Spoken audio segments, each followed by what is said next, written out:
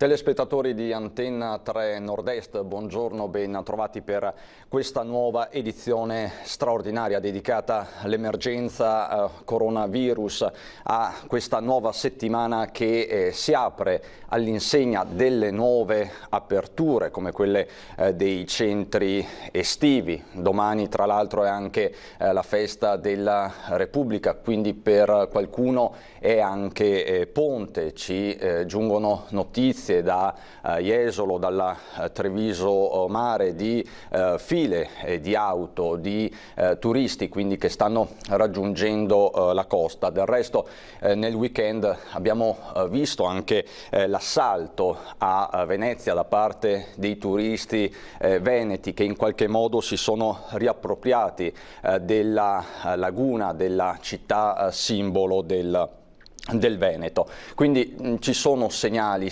assolutamente positivi di ripartenza. C'è in alcuni casi anche fiducia. Certo, non manca la preoccupazione per una crisi economica che si vede dai dati che quotidianamente vengono diffusi dalle diverse associazioni di categorie, dai soggetti istituzionali. Ci sono poi i dati del contagio, la curva del contagio che continua a diminuire. L'ultimo bollettino che vi mostro è quello di ieri sera. Siamo in attesa quindi del primo report di giornata che sarà diffuso dal presidente Zaia fra poco meno di un'ora, ma l'ultimo report di giornata di ieri sera parlava soltanto di un nuovo caso in Veneto. Se possiamo vedere dallo schermo del computer un solo caso che si è registrato di positività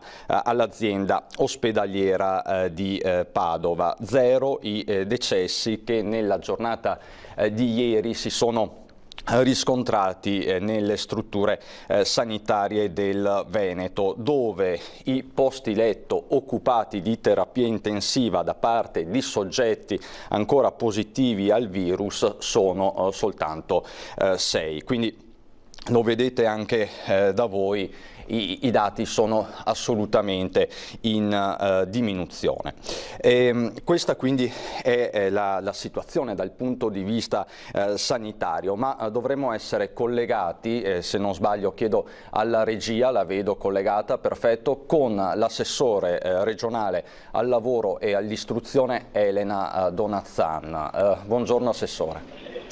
Buongiorno a voi e buongiorno a tutti i telespettatori Airboy. Ecco Assessore, dicevamo in apertura che ci sono segnali di fiducia, di ripartenza, il Veneto si sta ripopolando, sentiamo che c'è fermento nelle spiagge, abbiamo visto le immagini di Venezia, di fatto invasa dai turisti con il Ponte della Libertà che in un certo momento è stato anche bloccato. Lei che sensazione ha avuto di fronte a queste immagini? Che si voglia ripartire, che il nostro territorio ha risposto bene anche all'appello, perché noi abbiamo detto se dovete uscire, visto che è ancora bloccata lo spazio tra regioni, perché questo sarà un limite che verrà tolto il 3 di giugno, però ricordatevi del Veneto, ricordatevi delle nostre spiagge, ricordatevi delle nostre montagne, ricordatevi che abbiamo un'economia da far ripartire. Possiamo contribuire tutti, perché siamo stati a casa 3 mesi, diciamo che abbiamo trattenuto le nostre finanze, e oggi, senza voler sperperare, ma bisogna dare un segno di ripresa dell'economia. Quindi io lo vedo con favore, e guardi anche quelli che dicevano quanto è bella Venezia senza gente. Io invece vedevo dietro quel silenzio che la rende ancora più bella, però tanta possibile depressione e povertà, e noi dobbiamo vedere invece la nostra città, le nostre città tornare a vivere. Questo è assolutamente importantissimo, Assessore, quindi lanciare messaggi di fiducia, perché tutti noi abbiamo bisogno di fiducia dopo i 3 mesi che ci stiamo lasciando faticosamente alle spalle, ma c'è un dato su tutti che fa paura ed è stato diffuso nei giorni scorsi anche da Veneto Lavoro. 200.000 disoccupati in autunno, è questo quello che ci dobbiamo aspettare? È questo quello su cui noi stiamo lavorando perché bisogna prevedere le cose, bisogna anche avere, e noi l'abbiamo, una certa serietà nel dare i dati e nel commentarli. E allora quelli che sono le previsioni peggiori sono proprio quelle che riguardano l'autunno. Abbiamo ipotizzato quella cifra, quindi un numero importante di persone che saranno disoccupate senza lavoro, e a queste dobbiamo provare a trovare delle risposte in termini di attivazione, di servizi per il lavoro, ma soprattutto di recupero di competenze. Dall'altra però, Arboit, il vero problema non è ipotizzare quanti. Noi appunto sappiamo ad oggi che abbiamo perduto 65.000 posti di lavoro. Dobbiamo aspettare insieme l'esito di questa stagione turistica, perché sono 100.000 solo nel turismo i lavoratori dipendenti ed intermittenti, quindi quelli che hanno questo tipo di lavoro come professionalità principale, ma che non lavorano tutto l'anno. Quindi sono tante persone. Ma noi dobbiamo guardare a come sarà l'economia, perché un tema è quello della curva della disoccupazione, che certamente aumenterà, questo lo possiamo purtroppo dire già ora. L'altra è però come sarà. Assessore, ci sono dei problemi con il collegamento, vediamo se riusciamo a ripristinare in tempi brevi. Ecco, l'assessore Donazzan parlava di questi 200.000 lavoratori disoccupati in vista dell'autunno, della ripresa autunnale. Del resto c'è da sottolineare il fatto che i vari decreti governativi hanno congelato le procedure di licenziamento, c'è una moratoria sui licenziamenti, quindi di fatto le aziende in questo preciso momento storico non possono licenziare. Questo ovviamente è un bene, ma si rimanda nei fatti il problema all'autunno. Vedo l'assessore Donazzan di nuovo collegata. Assessore, dicevo che in questi mesi Ho ascoltato il tema. Ecco, c'è un congelamento di fatto dei licenziamenti, quindi quando questa moratoria dettata dalla legge verrà meno, là ci sarà un disastro che è un disastro annunciato di fatto. Già il nuovo presidente di Confindustria Nazionale ha dichiarato una cosa che io condivido: non si può creare posto di lavoro con decreto, ma non si può nemmeno purtroppo impedire che si perda. L'unico modo per poter impedire di perdere posti di lavoro è quello di aiutare le imprese, di aiutare l'economia. È su questo che noi dobbiamo puntare tutte le nostre scelte, tutte le nostre risorse. Se un'impresa riesce a trovare mercato, è aiutata dal punto di vista fiscale dell'alleggerimento del peso, allora può assumere. Altrimenti si troverà in autunno a contrarre il proprio perimetro e necessariamente a lasciare fuori qualcuno. E sa chi perderà soprattutto il lavoro? Saranno i giovani, perché tra un lavoratore con esperienza e un lavoratore da formare, l'azienda preferisce un lavoratore con esperienza. Quindi il rischio ancora più grave è che i nostri giovani, che noi stiamo sforzandoci di formare al meglio, non troveranno una giusta occupazione. Questo è un altro problema, perché di fatto i giovani sono tra i grandi forse dimenticati per certi versi di questa pandemia, perché parliamo di giovani ai quali comunque è stato negato il diritto all'istruzione in queste settimane, in questi mesi. Su questo tema Corretto. so che lei si è espressa in maniera sempre molto netta. Lei fino all'ultimo ha sperato in un ritorno in classe. Ma sì, Arboit, perché le pare possibile che ci si riempia la bocca tutti, e qui mi monta anche un po' di rabbia e perdo l'aplomb istituzionale. Ci si riempie la bocca sul tema dell'istruzione, della scuola, del fatto che una nazione civile, una nazione importante come l'Italia, o comunque una nazione, venga giudicata da quanto investe nella scuola. E questo governo ha lasciato ultima, ma ultima in senso temporale, perché se pensa ancora oggi abbiamo delle linee guida che sono, guardi, le ho lette già un paio di volte, sono un perimetro di principi, tutti da declinare in termini di attuazione. Quindi sta pensando per ultima, dopo che ha pensato a tutto il resto, alla scuola, in senso temporale e anche di priorità. Allora, come facciamo a dire che la scuola è importante, che ai ragazzi dobbiamo dare il massimo dell'investimento quando nessuno sta pensando nel governo di come far ripartire questa scuola? Nemmeno si sono interrogati su come usare per esempio tutto questo mese di giugno. Oggi è il 1° giugno. Ma non si potevano usare tutti e 30 i giorni, non si poteva usare luglio per fare recupero, magari di quei ragazzi più fragili che a casa non hanno potuto perché la connessione, perché è un contesto di vita familiare più difficile, e ci sono, sa? Guardi, io ho tante segnalazioni di docenti che mi dicono: assessore, non molli, spinga, perché ci possiamo ancora incontrare con i nostri ragazzi, ma non per un saluto e un abbraccio che non si può dare, ma per provare a dare a questi ragazzi il diritto allo studio che meritano, almeno un recupero. Niente, questo è un tema che non si è voluto affrontare, anzi, mi permetta di dire, perché su questo sono, credo, particolarmente dura, il tema del sciopero annunciato dal sindacato l'8 di giugno. L'8 di giugno, esatto. Ecco. Ma pare possibile che mentre in tutta Italia facciamo lo sforzo per difendere i posti di lavoro, chiediamo alle imprese di non licenziare, anzi impediamo di licenziare, e dall'altra parte abbiamo i più garantiti, perché non hanno un dubbio sul posto di lavoro, la scuola, la pubblica amministrazione è l'unica che per il momento, attenzione, perché non è che dobbiamo pensare che vada bene sempre così, perché il giorno che finiranno le risorse finiranno anche per la pubblica amministrazione, noi abbiamo il sindacato della scuola che sciopera, diseducativo, sbagliato e anche offensivo per certi aspetti.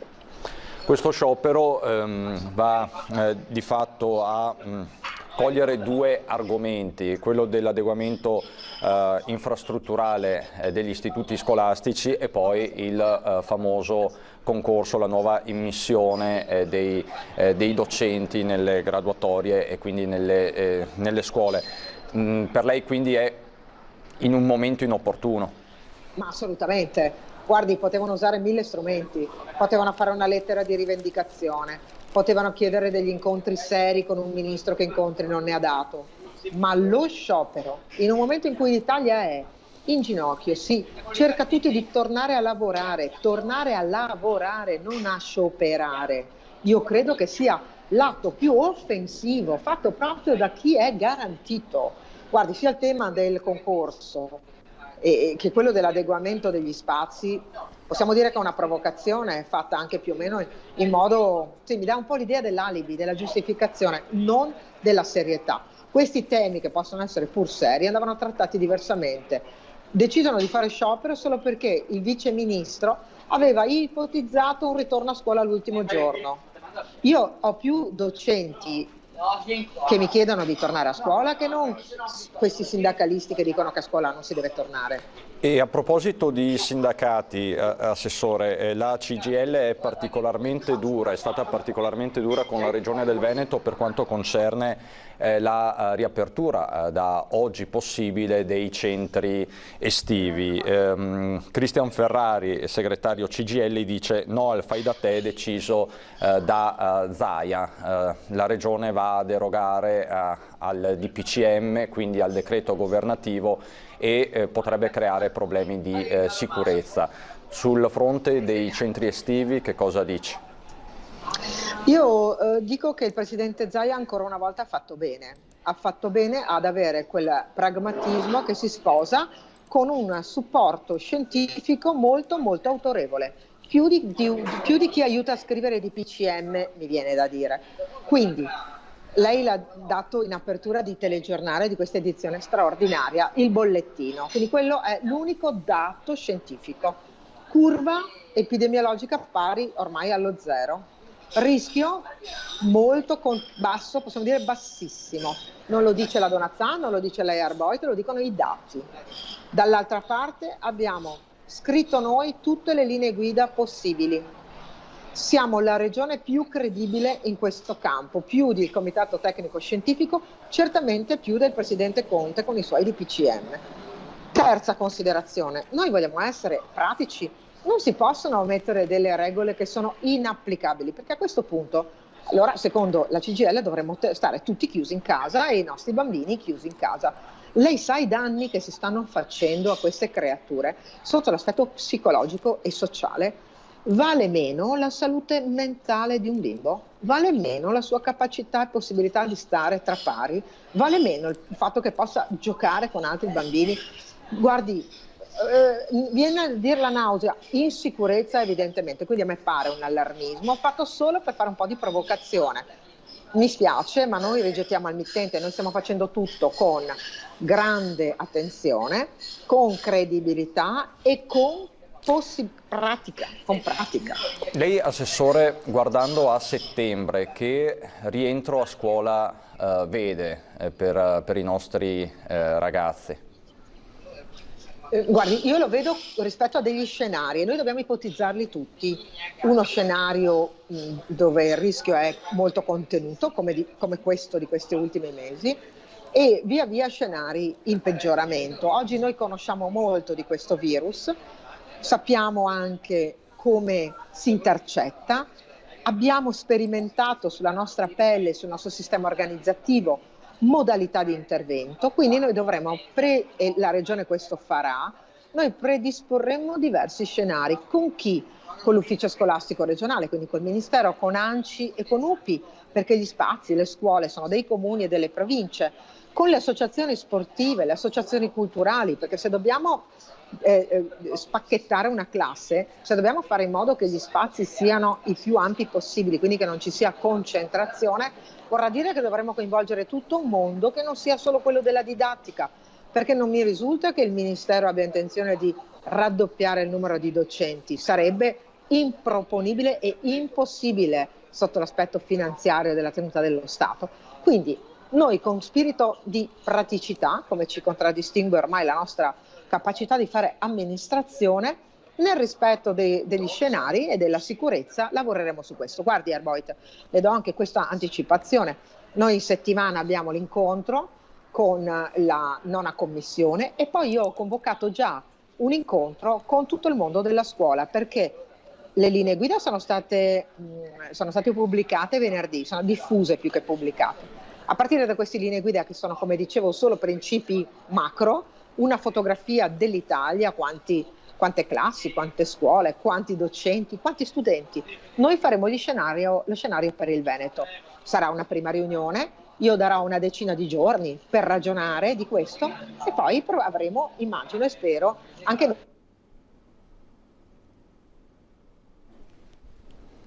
Assessore, ecco, stava dicendo una cosa importante, spero che ci possiamo ricollegare, perché l'assessore Donazzan ci stava dando un'anticipazione su questa riunione per l'istruzione veneta, perché di fatto il problema è questo: cosa succederà a settembre? Adesso i ragazzi sono tutti a casa, lo sappiamo, è un problema che non è solo logistico per le famiglie, è un problema relazionale, psicologico per i bambini, per i ragazzi di ogni età. Assessore, ecco, la rivedo collegata, ci parlava di questa riunione, di questo tavolo. Non è una task force, no, non la chiamiamo task force, non porta bene. No, non abbiamo bisogno di chiamarla task force, perché sono le forze normalmente in campo, sono le scuole, il mondo delle associazioni, è soprattutto il mondo degli enti locali,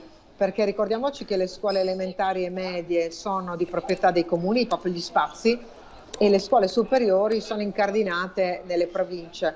Allora giovedì 4, quindi giovedì prossimo, io avrò questa riunione dove ragionerò, faremo una prima valutazione delle linee guida del Ministero dell'Istruzione e poi vedremo come renderne una attuazione veneta.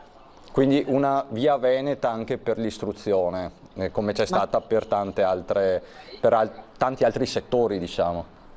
Sì, perché riteniamo, Arboit, di avere le condizioni per poter lavorare in sicurezza.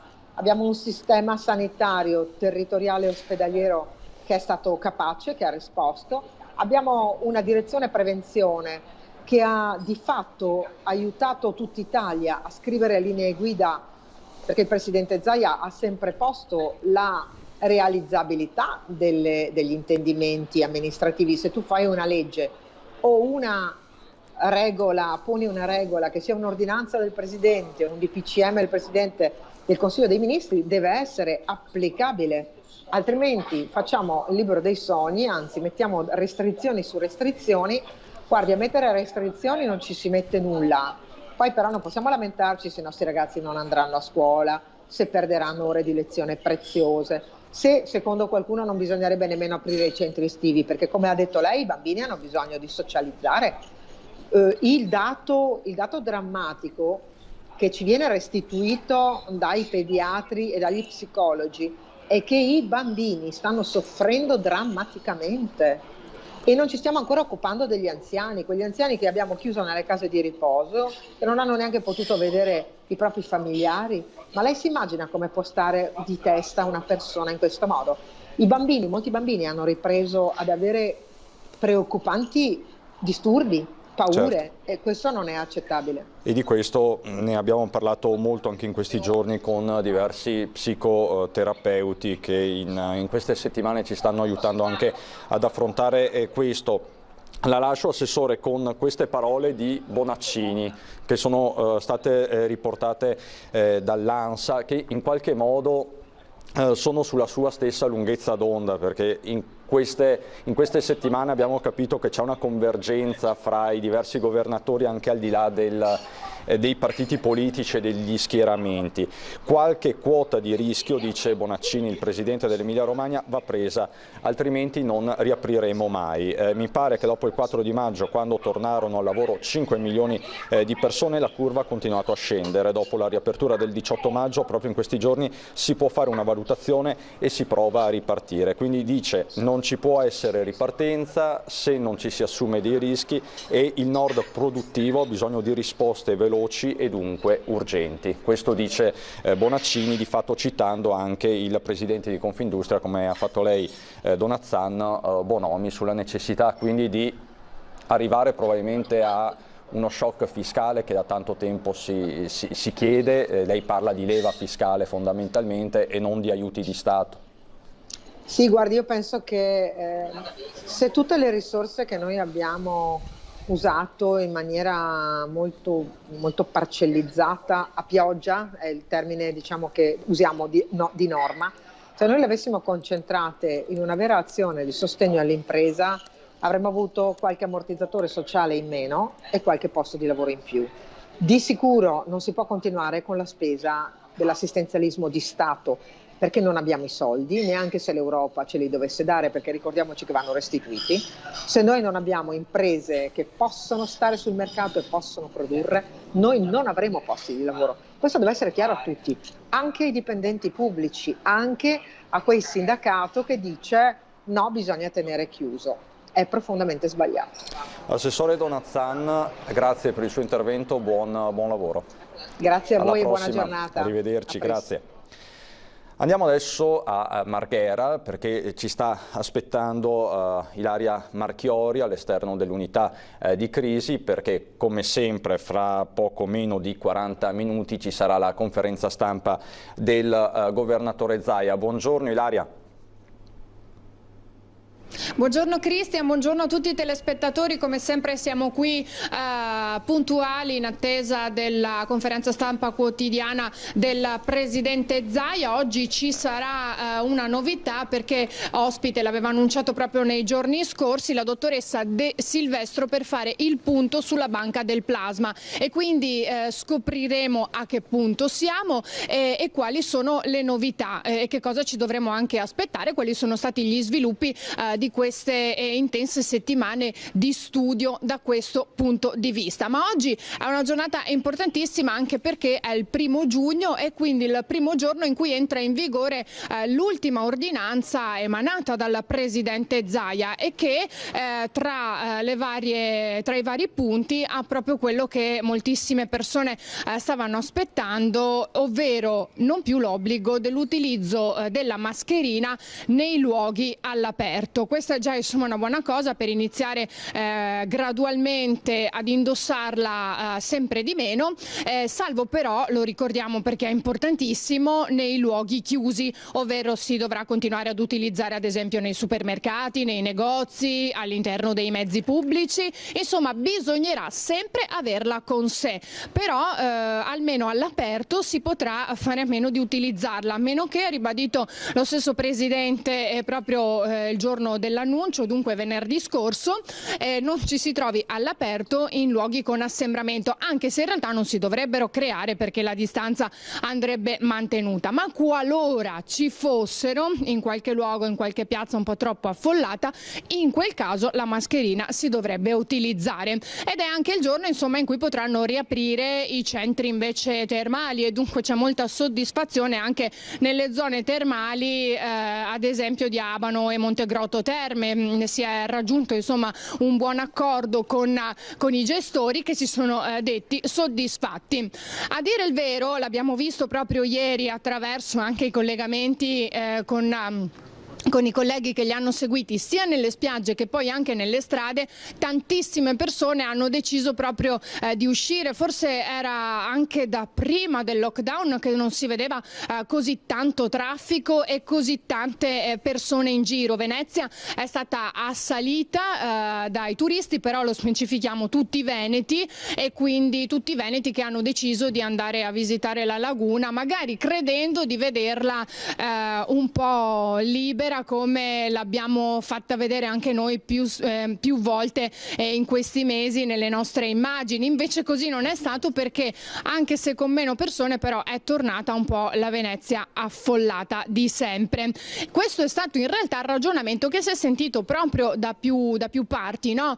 Andiamo a Venezia prima che riaprano le regioni, che riaprano insomma le mobilità tra le regioni, che lo ricordiamo è ufficiale, si potrà dal 3 spostarsi di regione in regione, e quindi prima che arrivino turisti da varie altre parti e da varie altre regioni andiamo a vederci la nostra Venezia. E invece in realtà insomma è stata abbastanza assalita proprio dai veneti, quindi insomma le immagini che abbiamo potuto vedere hanno lasciato abbastanza sconvolti soprattutto i veneziani, che ormai si erano abituati a vedere questa Venezia, questa laguna completamente deserta, che da una parte faceva un po' di tristezza, però dall'altra invece ha potuto permettere ai veneziani di godersi la loro città, anche se comunque per un certo periodo non si poteva comunque uscire oltre i 200 metri, insomma, e poi tutto quello che sappiamo. Una giornata importantissima, un avvio di settimana importantissimo con tante novità, e anche quelle che ci dirà tra poco il governatore Zaia. C'è anche una notizia di cronaca, Cristian, perché un uomo che era ricercato per detenzione ai fini di spaccio è stato arrestato nei pressi della stazione di Venezia Mestre. Questo è successo durante i controlli straordinari anti-Covid proprio nei pressi del cavalcavia della stazione, e la squadra di polizia giudiziaria del compartimento della Polferi, in collaborazione poi con la sezione della polizia di Mestre, ha arrestato quest'uomo di origine marocchina, che dagli accertamenti è risultato destinatario di un ordine di carcerazione di 3 anni, 1 mese e 26 giorni di reclusione, appunto per detenzione ai fini di spaccio di stupefacenti. Dunque queste le notizie principali di questa mattinata. Noi ci aspettiamo di sapere quali saranno le novità che comunicherà il governatore Zaia tra poco all'inizio della sua conferenza. Se non ci sono altre domande io restituisco la linea allo studio, così ci possiamo andare a posizionare. Assolutamente Ilaria, grazie per questo aggiornamento anche di cronaca. Ci vediamo e ci sentiamo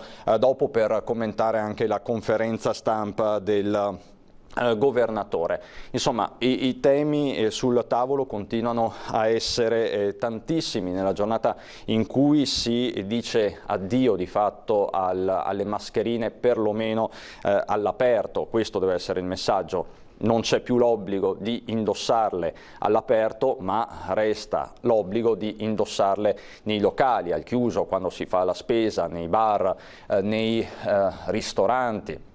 e in tutte quelle occasioni in cui non si può rispettare il distanziamento sociale, quindi la norma del metro di distanza da una persona all'altra. Tra l'altro nelle scorse ore proprio su questo fatto specifico è intervenuto anche il sindaco di Padova Sergio Giordani con un post sui social dicendo: zero polemiche da parte mia, lo chiarisco in premessa, dice il sindaco di Padova. Personalmente però da domani, quindi dal 1° giugno e per un po' di tempo ancora, continuerò a usare la mascherina il più possibile, anche se all'esterno in alcune situazioni non sarà più obbligatoria per direttiva regionale. Quindi di fatto nelle scorse ore il primo cittadino di Padova ha lanciato un appello ai padovani perché continuino a indossare le mascherine anche all'aperto come buona pratica. Ricordo infine a tutti che nei luoghi chiusi, appunto come i negozi eccetera,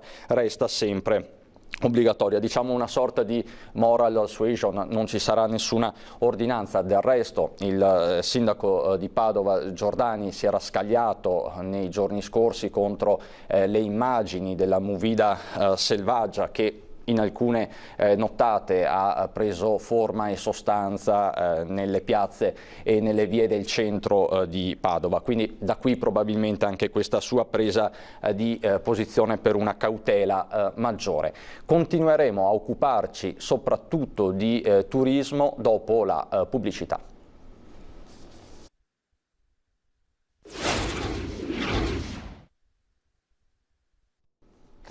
Di nuovo in diretta straordinaria per darvi conto di questa emergenza infinita e di questo graduale ritorno alla normalità, se di normalità si può parlare, è chiaro questo, ma c'è una notizia positiva di cui dobbiamo darvi conto immediatamente e riguarda la casa di riposo di Merlara, che nei mesi scorsi è stata probabilmente tra le strutture che più hanno sofferto in Veneto per il Covid-19. Da oggi la struttura che tanto dolore ha causato dentro e fuori le sue mura, da oggi è Covid-free. Covid-free. Finalmente la casa di riposo di Merlara si è liberata dal coronavirus. Sabato gli ultimi 2 ospiti malati si sono negativizzati e la buona notizia tanto attesa è arrivata. Il focolaio era esploso l'8 marzo, nel giorno in cui iniziava il lockdown e la chiusura di tutte le attività e gli spostamenti. Il virus entrava nel pensionato Pietre Santa Scarmignana che ospitava 73 anziani.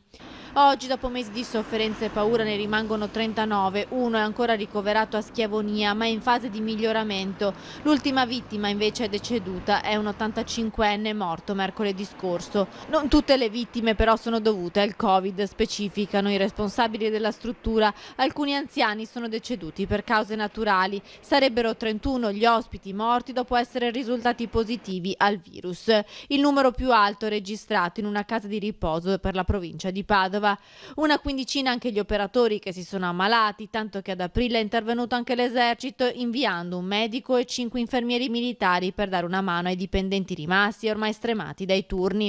Ora invece ci si appresta a tornare progressivamente alla normalità. Da lunedì 1° giugno riprenderanno anche le visite dei familiari.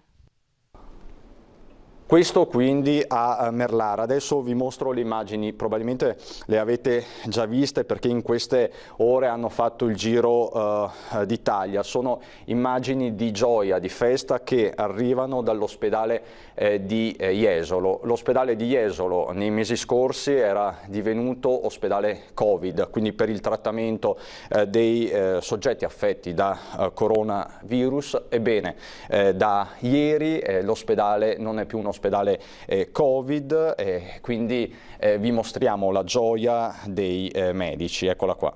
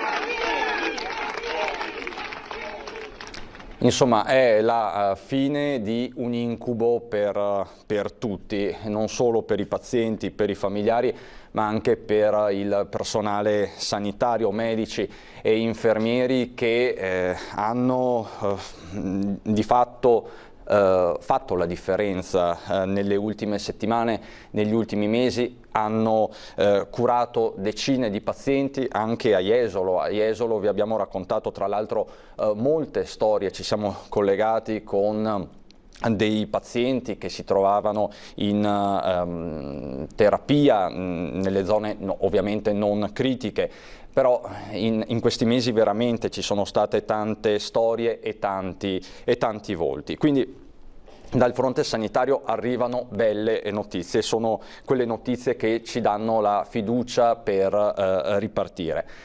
E a ripartire deve essere necessariamente il turismo. Lo stiamo dicendo da settimane, è probabilmente la priorità del momento per il Veneto, dove il turismo è la prima fonte, è il primo settore per prodotto interno lordo. Per fare il punto siamo collegati con Tiziano Simonato. Tiziano Simonato, che è direttore generale del BHR di Treviso, una delle strutture simbolo della città e non solo, famosa soprattutto per il suo centro congressi, per il turismo congressuale, ma Simonato è anche vicepresidente del gruppo turismo di Assindustria Veneto Centro.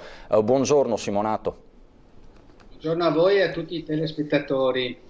Ecco, cominciamo con lo scattare una fotografia al turismo in Veneto. Lei avrà visto sicuramente le immagini che sono arrivate nel weekend da Venezia, il litorale preso d'assalto.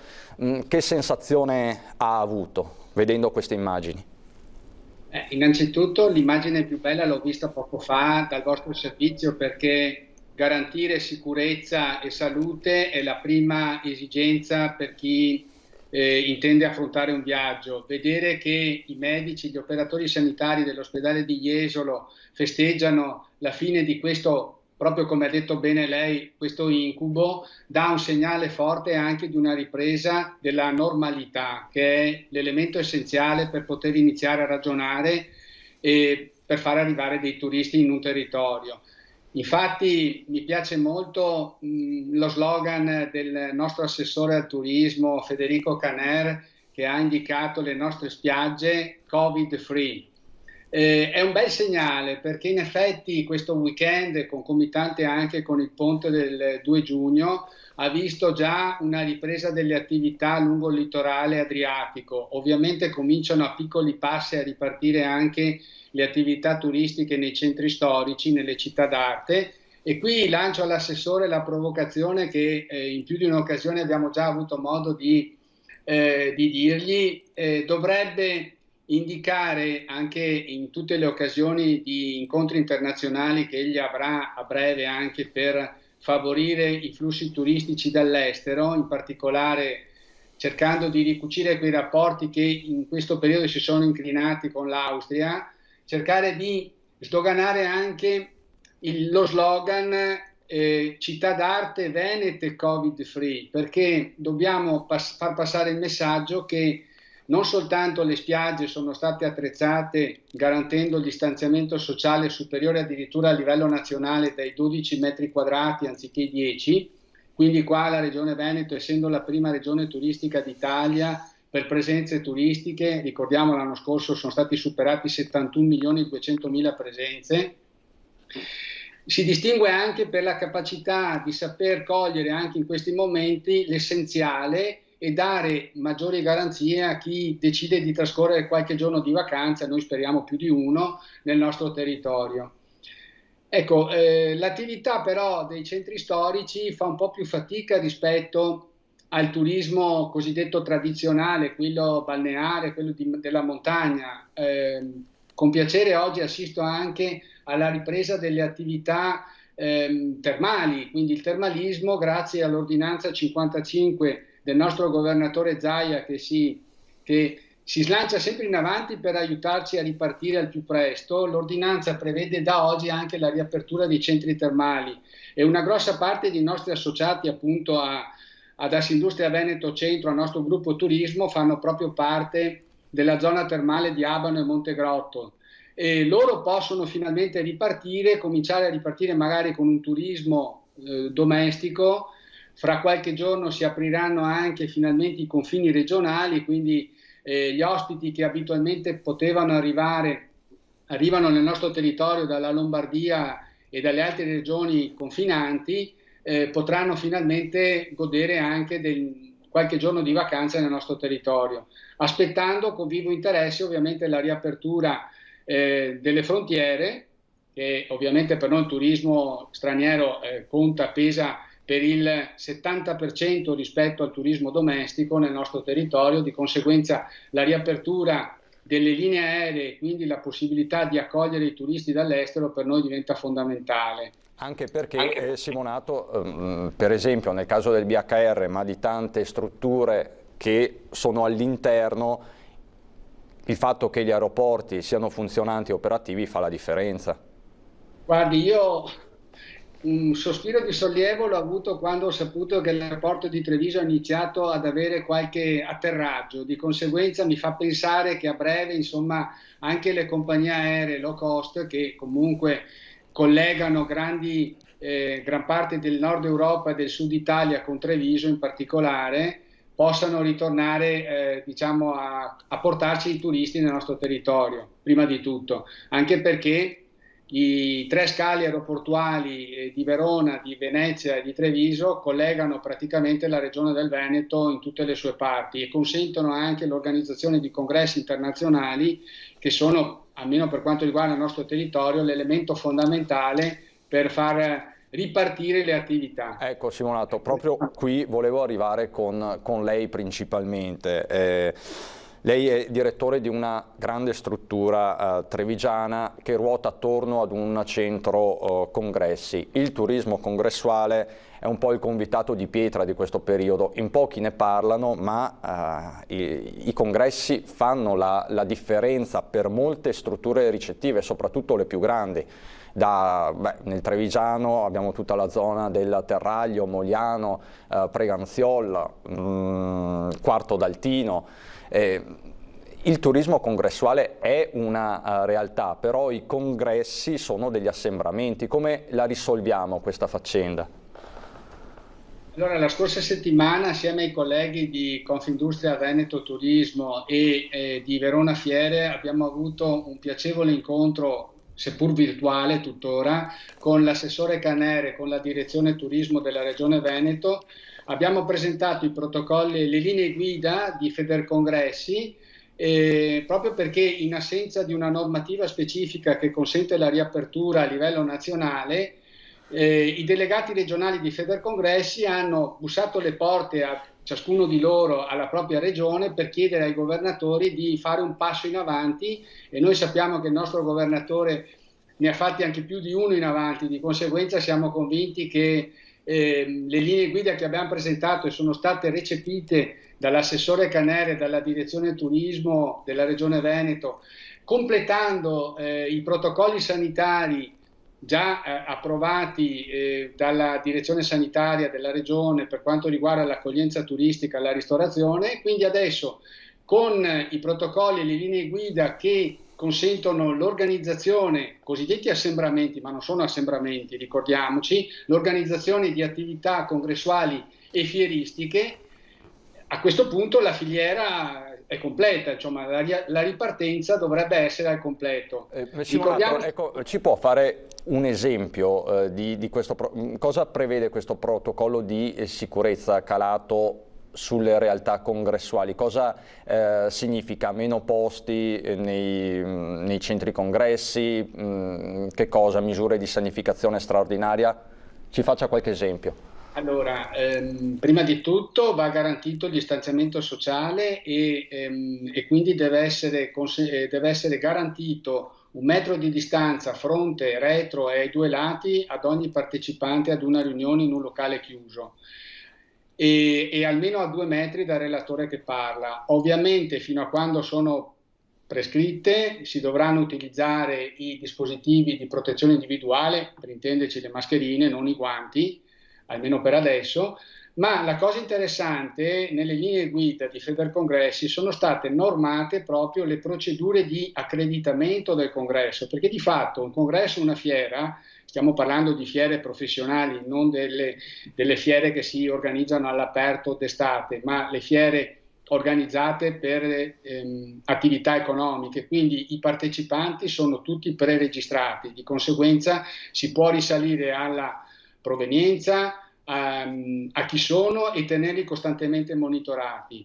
L'accoglienza poi dovrà avvenire seguendo dei percorsi ben definiti, come di fatto si fa adesso per accedere ad un supermercato, ad un qualsiasi centro commerciale, quindi i percorsi saranno ben definiti e distanziati, si accompagneranno gli ospiti, diciamo, a sedersi nella sala e allo stesso modo dovranno uscire dalla sala evitando appunto gli assembramenti. Per quanto riguarda la ristorazione collegata, quindi il catering, seguiranno le norme previste già per la ristorazione appunto, garantendo quindi evitando quindi gli assembramenti e in ogni caso garantendo la massima sicurezza ai partecipanti.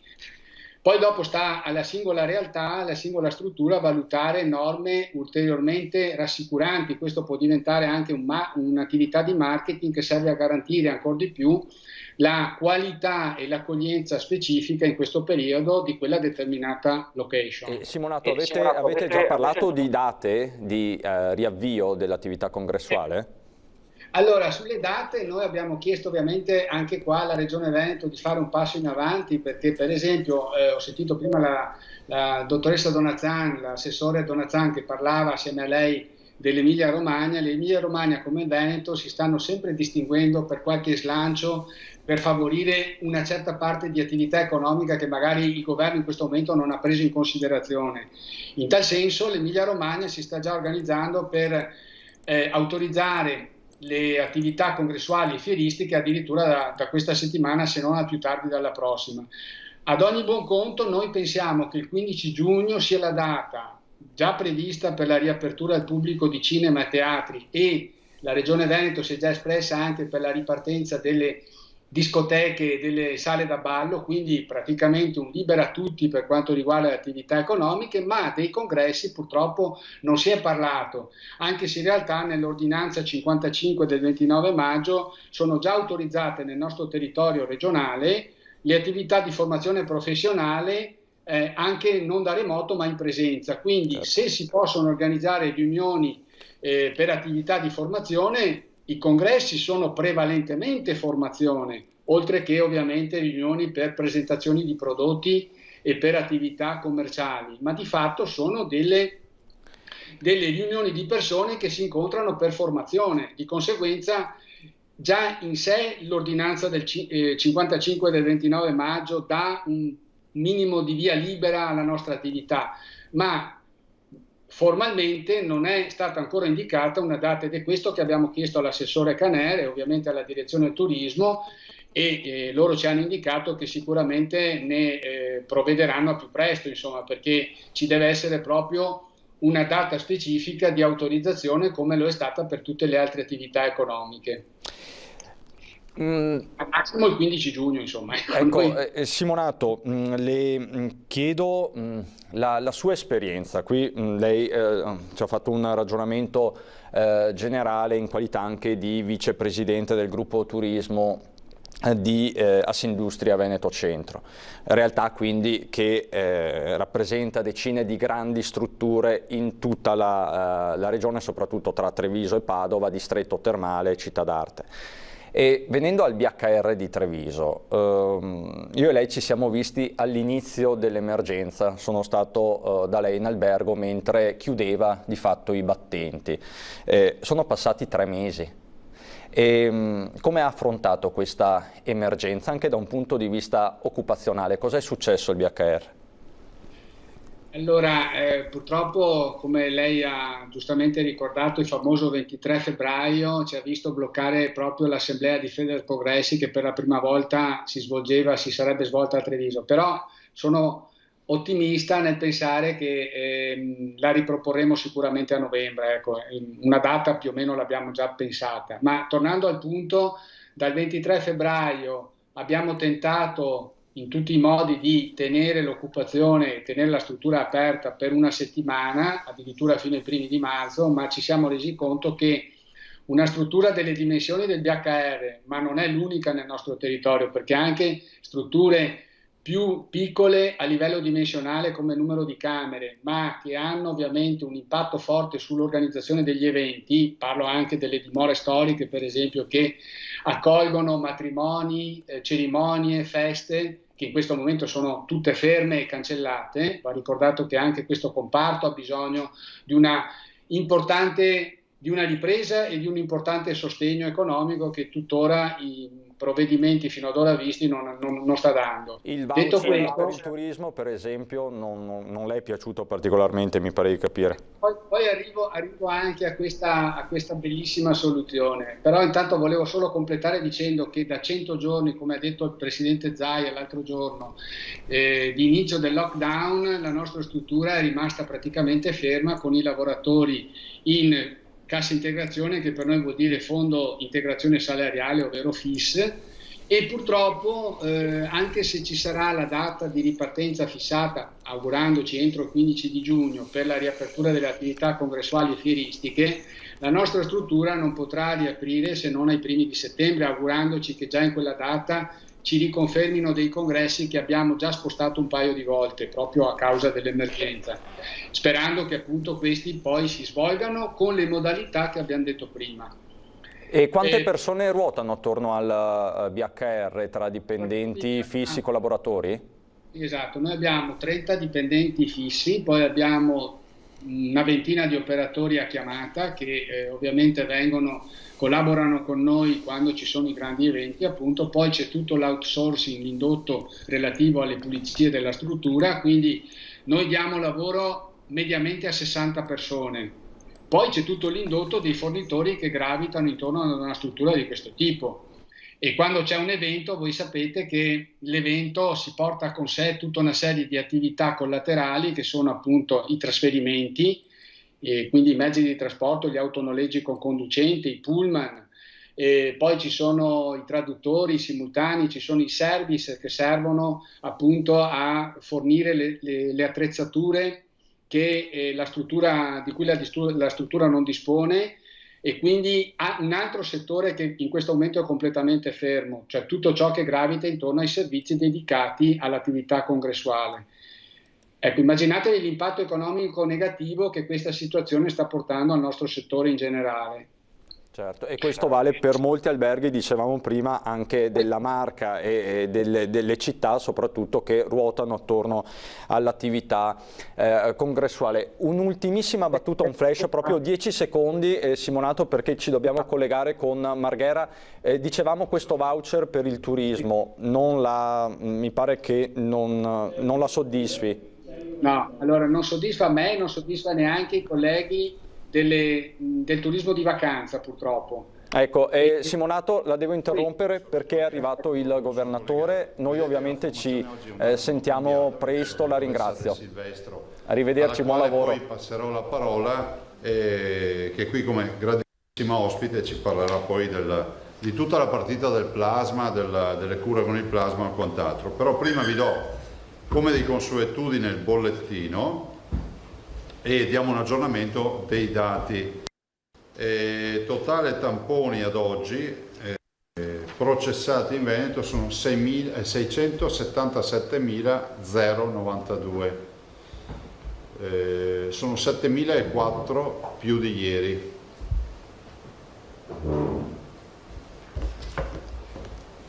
Le persone in questo momento in isolamento sono, scusate,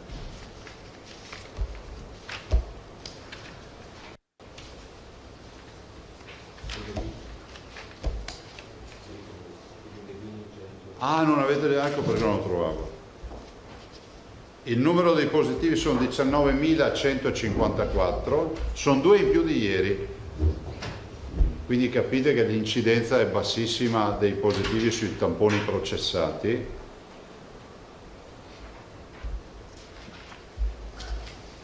I ricoverati in area non critica sono 382, meno 3 rispetto a ieri, dei quali 110 positivi. 82, solo 110 sono ancora Covid.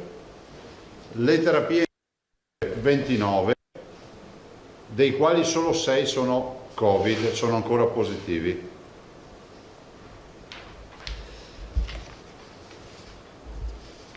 I morti in totale sono 1918. Il dato è invariato, c'è un paziente però che purtroppo ha perso la vita di schiavonia, che è stato caricato stamattina, quindi lo troverete stasera nel bollettino delle 17. Ho chiesto proprio stamattina in videoconferenza al dottor Scibetta ed era un paziente che è stato caricato nei dati statistici in ritardo, quindi vi avviso già che ne troverete più uno stasera. E dei quali ovviamente morti in ospedale 1377. Dimessi sono 3.380,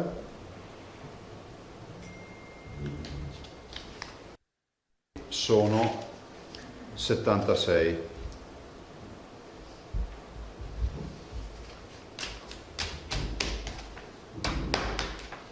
C'è arrivato, tra le tantissime robe che sono arrivate, ce n'è una di bella, la signora Maria Anna Valenza di 100 anni, 3 mesi e 12 giorni, è guarita dal Covid, dal tampone negativo, quindi, e quindi ci teneva a segnalarlo, ci ha scritto la figlia, ringraziando e contenta, questo merito, esattamente 100 anni, 3 mesi e 12 giorni. Signora Maria Anna Valenza, è la casa di riposo di Vicenza, è guarita dal Covid, secondo tampone negativo, quindi hanno fatto festa. Le dirò, ma lo sa meglio di me la dottoressa De Silvestro, che abbiamo parecchi pazienti che sono guariti e sono pazienti che hanno età importanti rispetto a quello che si possa pensare. Allora, per dare un minimo di ordine ai lavori, adesso vi dico un paio di riflessioni rispetto a quello che stiamo facendo. Mi rendo disponibile per le domande in maniera tale che poi passo la parola alla dottoressa Del Silvestro e resta lei appunto protagonista di questa conferenza stampa.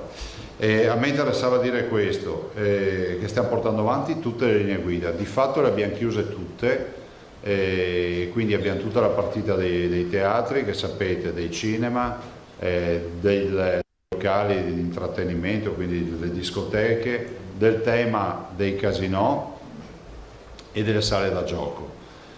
Stiamo attendendo una convocazione da parte del governo per capire cosa si fa rispetto a queste linee guida. Vi ricordo che abbiamo ancora in piedi la 03, e quindi 0-3 anni che noi vorremmo attivare nei centri estivi, insomma, come servizio. Avete visto che bene sta funzionando il 3-17, implementata bene, diciamo, e quindi c'è una bella risposta che stiamo dando alle famiglie.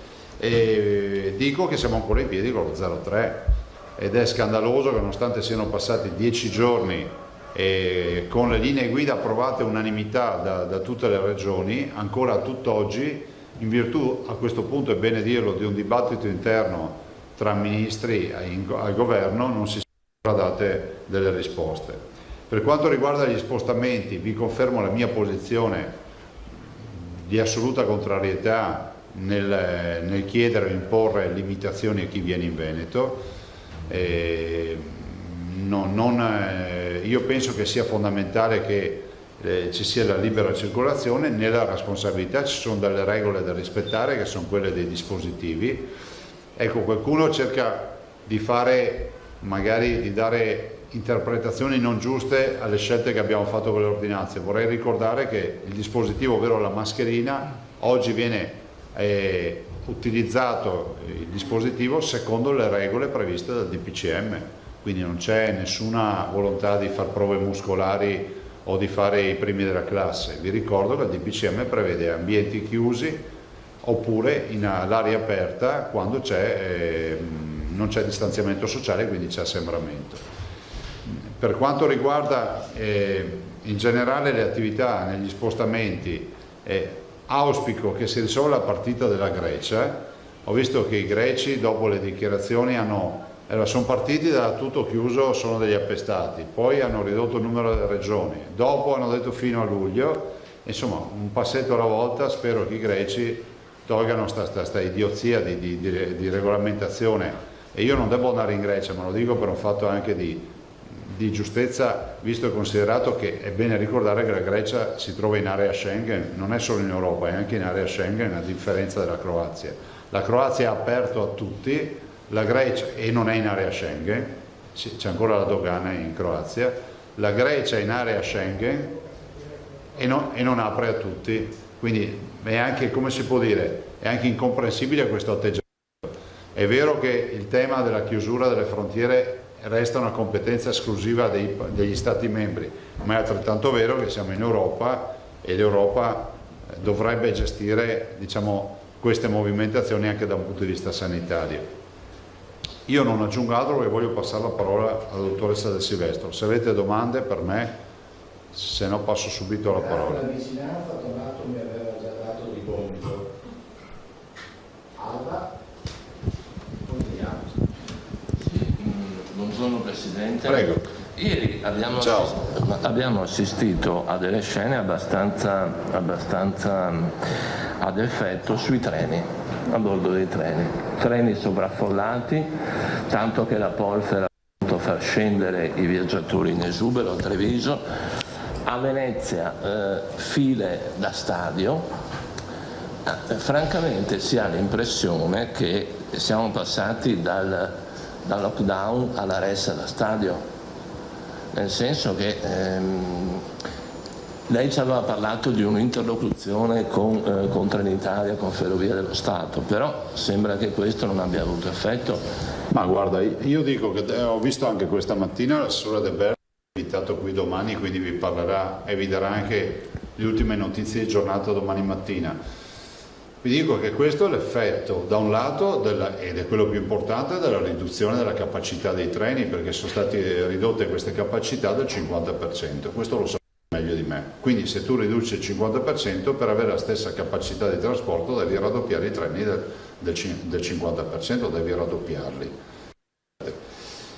Dall'altro c'è anche voglia di muoversi e quindi è inevitabile. Noi dobbiamo evitare che si creino assembramenti e disservizi. Lo stiamo sollecitando Trenitalia, mi sembra di capire che Trenitalia sia in grossissima difficoltà su questa partita, è il nostro interesse che i veneti trovino un treno a loro disposizione. Sappiamo con certezza che treni per tutti non ce ne sono se si continua con il 50%, penso che sia ragionevole pensare che, come accade in qualsiasi altra realtà fuori dal trasporto pubblico locale, quando non c'è distanziamento sociale si usa la mascherina, giusto?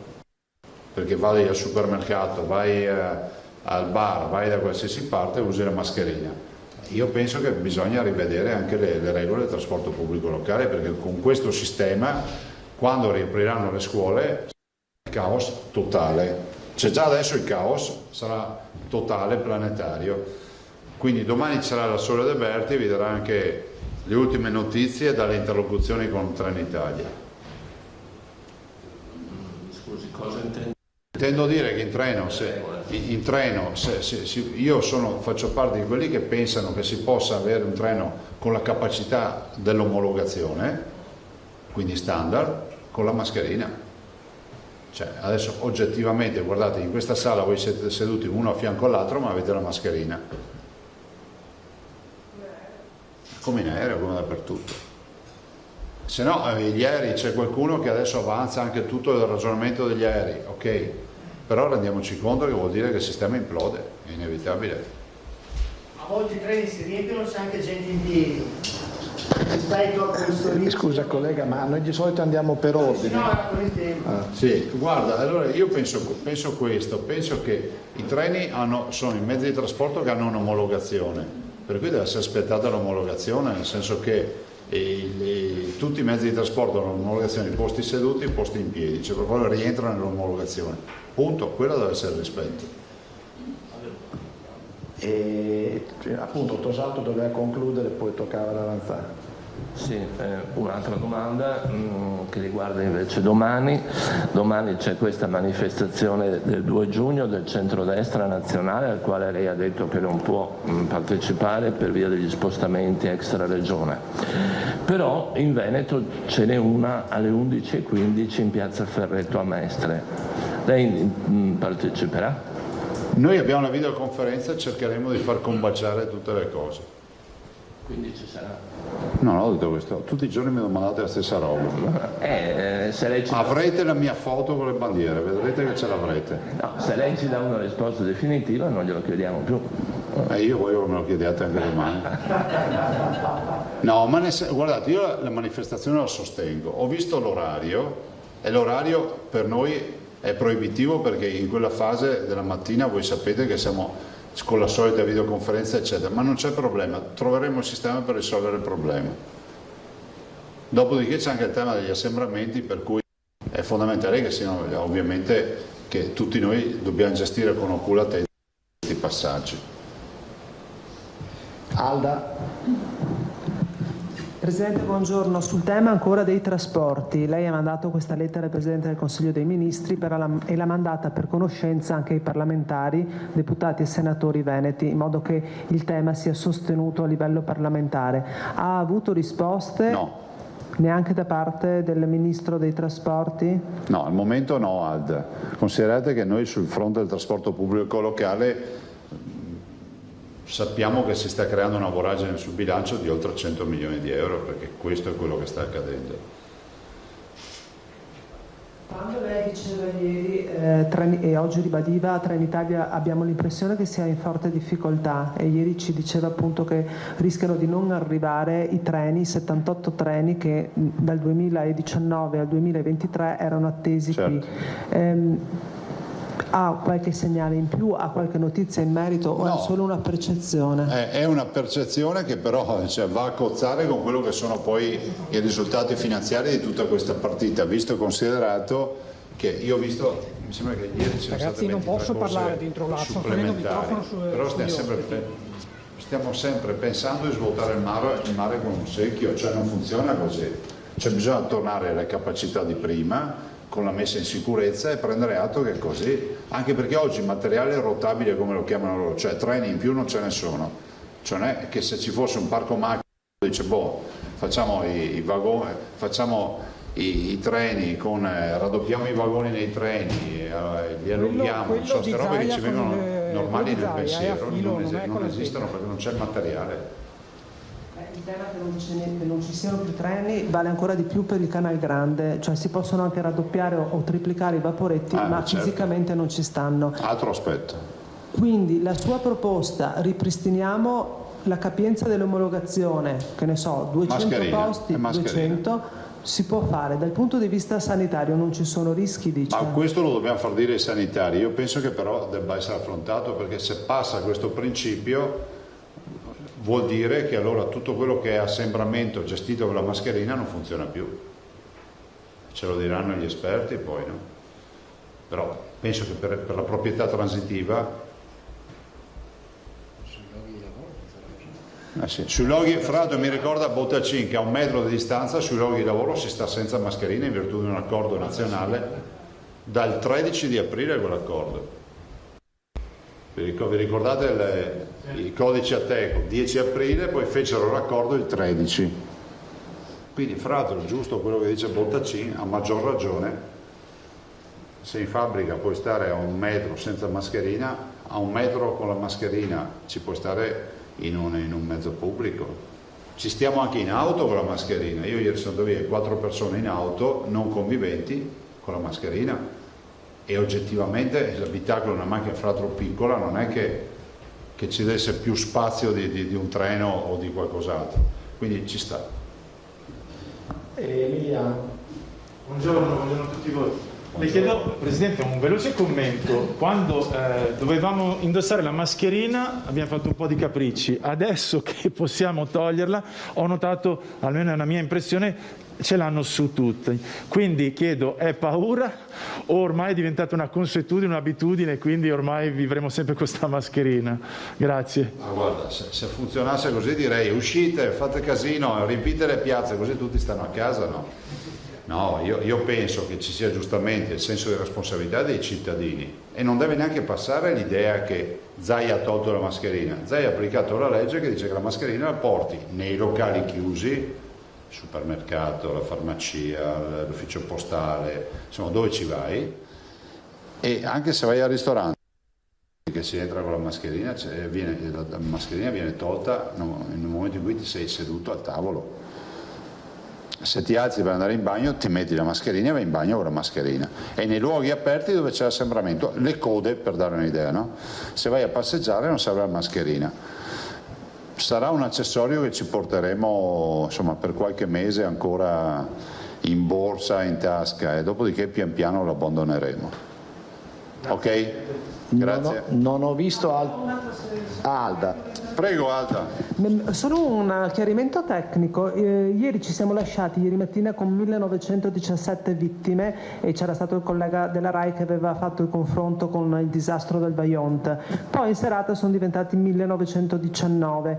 Ovviamente adesso, essendo calata la curva dei positivi, la curva dei decessi, andiamo anche a cercare dove può essere successo. Il fatto che la vittima registrata ieri non fosse attribuita a nessun ospedale, quindi era casa di riposo?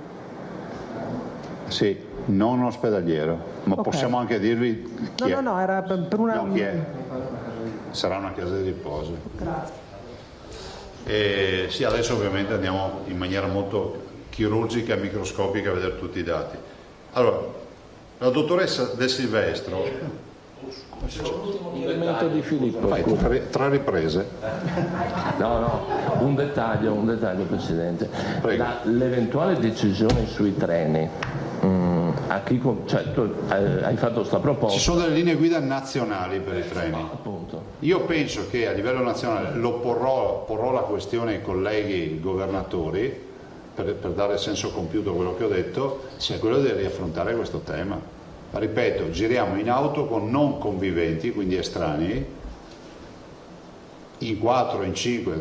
Io se penso ieri sera la macchina piccola era omologata per 5, cioè dovevamo stare senza e avevamo la mascherina, eravamo in 4 e non in 5, ma avevamo la mascherina. E quindi penso che qualche ragionamento deve essere fatto, non possiamo accettare che ci siano, diciamo, assembramenti in attesa di arrivi di treni di seconde corse, di terze corse, di quello che abbiamo. Cioè, però ho anche l'impressione, onestamente, che molti treni non siano stati proprio così perfettamente rispettosi del previsto, no? Perché poi, visto il casino, immagino che più di qualcuno sia riuscito a salire dalle notizie che abbiamo in barba, diciamolo così, alle regole ferree. Ma insomma, non ci sta la mascherina. Oh. Bene, se non avete altro da aggiungere, guardate, io ho atteso tanto di poter avere questo giorno, no? La dottoressa De Silvestro è l'artefice di tutto quello che è il dibattito sul plasma, è l'unica che può darci dati rispetto alle cure fatte in via assolutamente sperimentale. Vi ricordo che noi eravamo uno dei 300 insieme a Pisa, Pavia e Padova. Abbiamo un'esperienza, magari poi la dottoressa ve lo dirà, di plasmaferesi che è ultradecennale. Facciamo 50.000 persone all'anno che si sottopongono a plasmaferesi. Lei sa dirci tutto su quello che è il plasma, la cura con il plasma, le cure sperimentali, il numero di pazienti che ha avuto. La dottoressa De Silvestro è primario dal 2003, se non sbaglio, e attualmente è direttore del servizio di immunoematologia e trasfusionale dell'azienda ospedaliera di Padova. Le passo la parola. Lei vi racconta un po' di questa esperienza, in prospettiva delle proiezioni, poi a disposizione per le domande. Adesso posto. Certo, è tutto suo. Troppo onore. Buongiorno. Se vuoi togliersi la mascherina faccio pure. Veramente che le avvicino, così sentono meglio le televisioni. Grazie.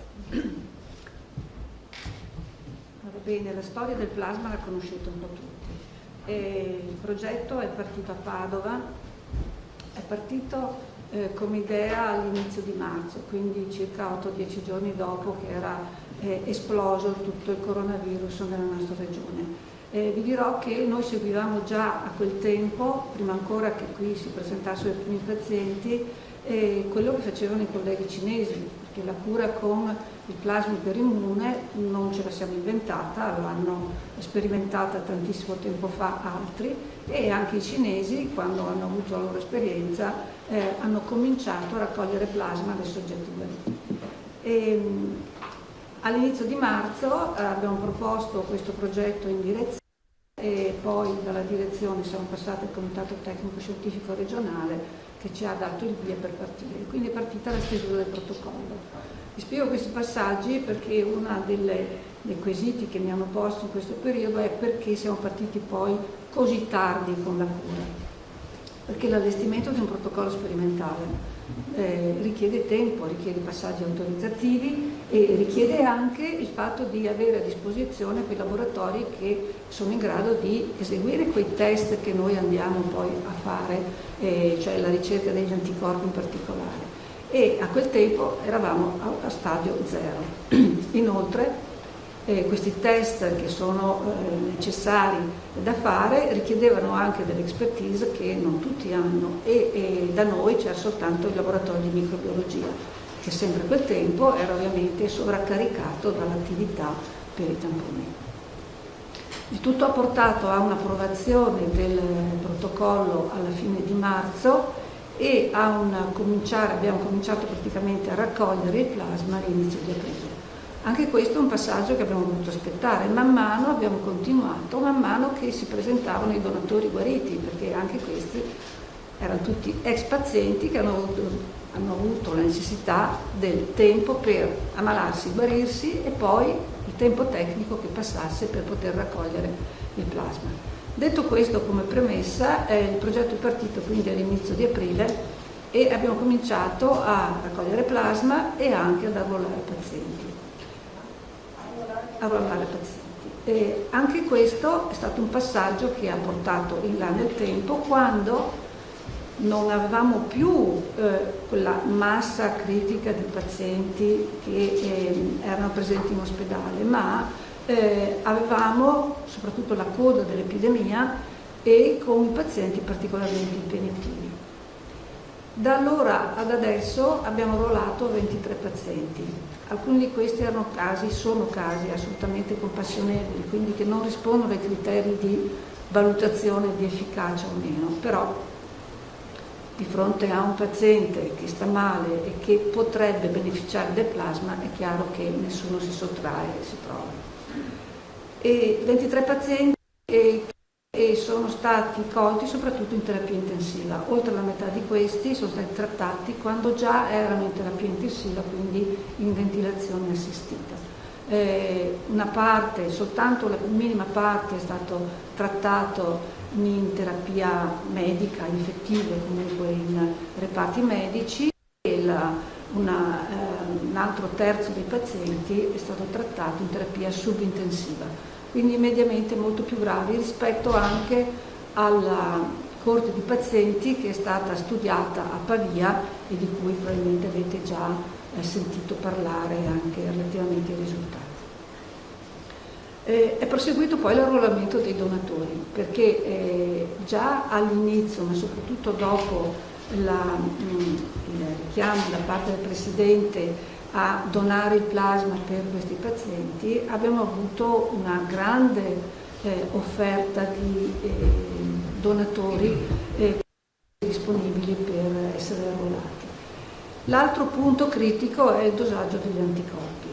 Non tutti i donatori sviluppano anticorpi in quantità notevole e noi per poter fare una terapia efficace abbiamo bisogno che la quantità di anticorpi neutralizzanti, cioè quegli anticorpi che sono in grado di inibire l'ingresso del virus all'interno della cellula, quindi l'infezione, deve avere un titolo, si dice, modalità di misurazione superiore a 160.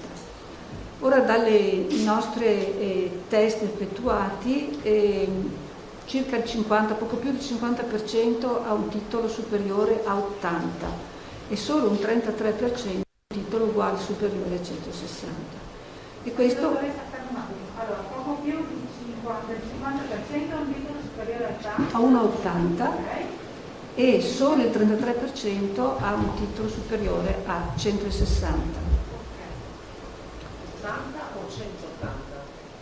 80 il 50%, il secondo step 30%, 160.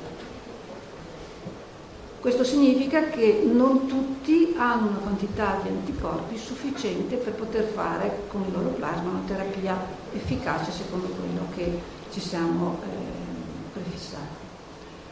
E raccogliamo comunque e l'intenzione è anche di recuperare anche quelli che hanno un titolo inferiore a 1,80. Perché questo? Perché l'intenzione è di trovare poi la maniera di utilizzare questo plasma, e sappiamo anche già più o meno come si potrà fare, per poter concentrare questi anticorpi e quindi renderli disponibili in una forma fruibile dal punto di vista terapeutico. La risorsa dei donatori non manca, le persone guarite sono tante, ma è altrettanto notevole, diciamo, la disponibilità da parte delle persone. Quindi questo è in linea di massima il punto a cui siamo arrivati. Posso chiedere? Allora, cominciamo le domande. Nicolussi Moro, Prigione, Emiliano, collega che... Beppe Castellano, Lantagna e laggiù. Allora, dottoressa, buongiorno. Buongiorno. Volevo chiederle quanti donatori siete riusciti ad arruolare fino adesso e quanti hanno un titolo anticorpale utile?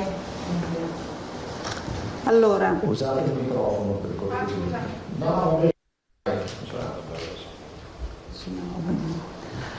Allora, i donatori che noi abbiamo, cioè le persone che hanno già donato, in totale sono nel Veneto, cioè quindi Padova, con tutta l'esperienza pregressa, recentemente si sono aggiunti poi gli altri dipartimenti della regione, sono 200, 199 per la precisione. Le donazioni effettuate a questa mattina, quindi non comprende i dati di oggi.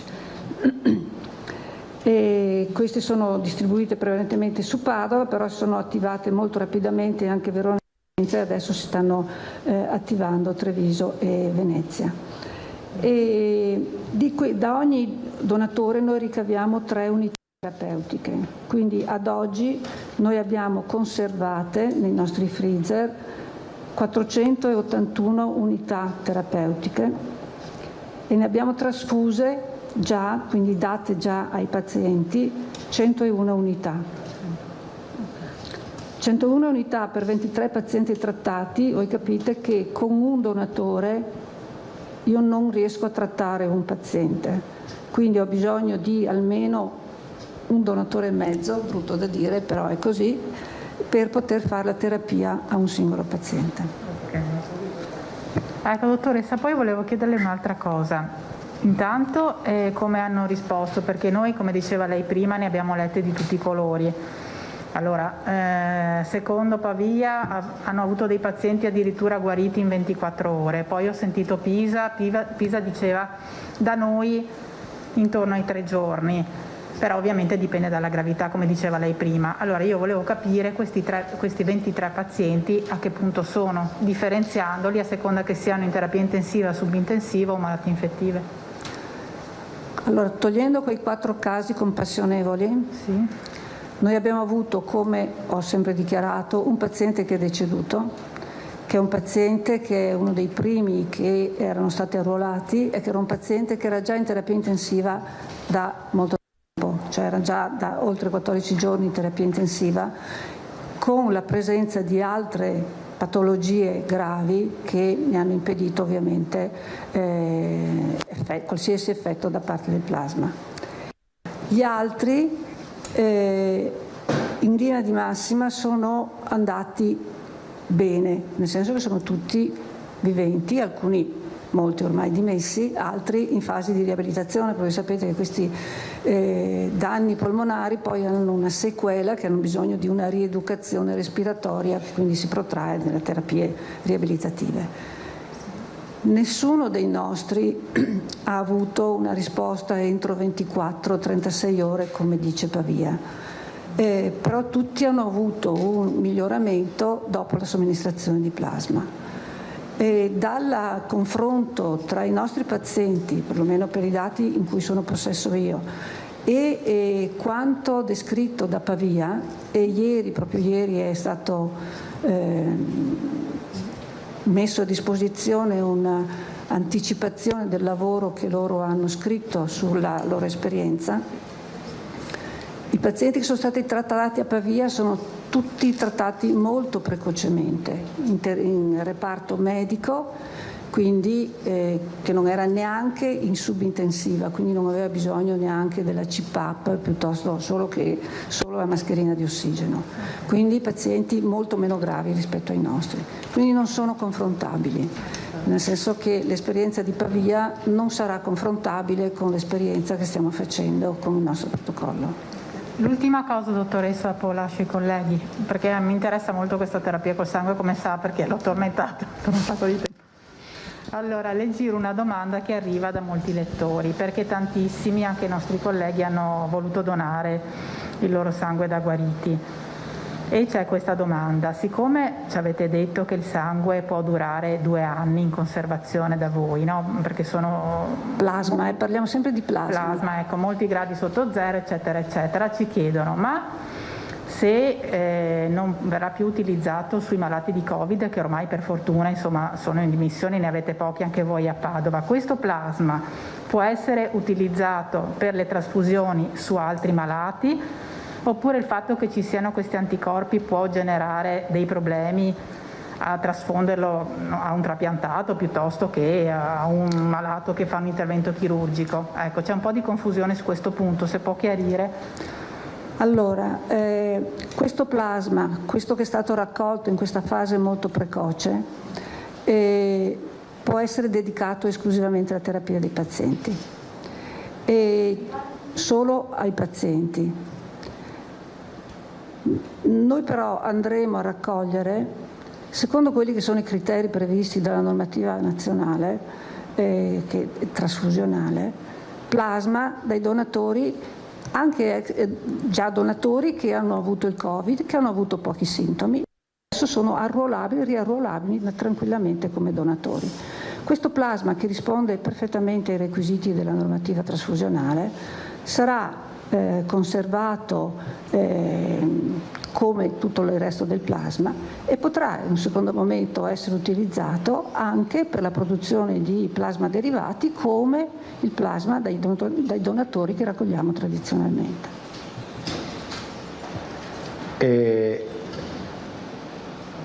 Finito Nicolussi? Ok. Il plasma sarà utilizzato, questo, non si butta via niente. Ma quello che ha gli anticorpi viene utilizzato solo sugli anticorpi? In questa fase precoce assolutamente sì.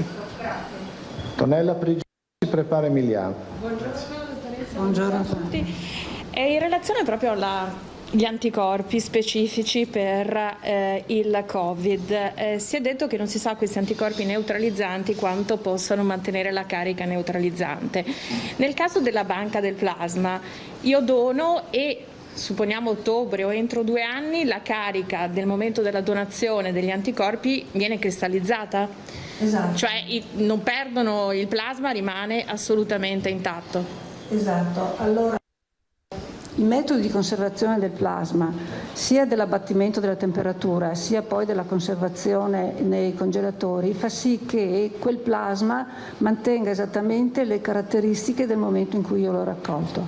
Quindi nel momento in cui lo utilizzerò, che sia fra 1 anno che sia fra 2, quel plasma avrà gli stessi identici effetti che avrebbe il primo. E qui la valenza della banca del plasma come pronta. Grazie. Posso permettere? Visto che abbiamo tutti i giornalisti e anche un livello di comunicazione importante e approfittiamo la dottoressa, se per favore può spiegare la differenza tra plasma e sangue, perché sennò si usano sinonimi che non sono sinonimi. Volentieri. Allora, il sangue, così come lo vedete scorrere quando vi tagliate il dito, è costituito da una componente cellulare e da una componente liquida in cui le cellule scorrono. Quella componente liquida è il plasma, che è costituito prevalentemente da acqua e da proteine, sali minerali, tutto quello insomma, che serve per la nostra alimentazione. Quando noi andiamo a raccogliere il plasma dai donatori, vuol dire che abbiamo delle tecnologie che ci consentono di separare il sangue al momento della raccolta, prelevare soltanto il plasma e restituire al donatore tutta la componente cellulare.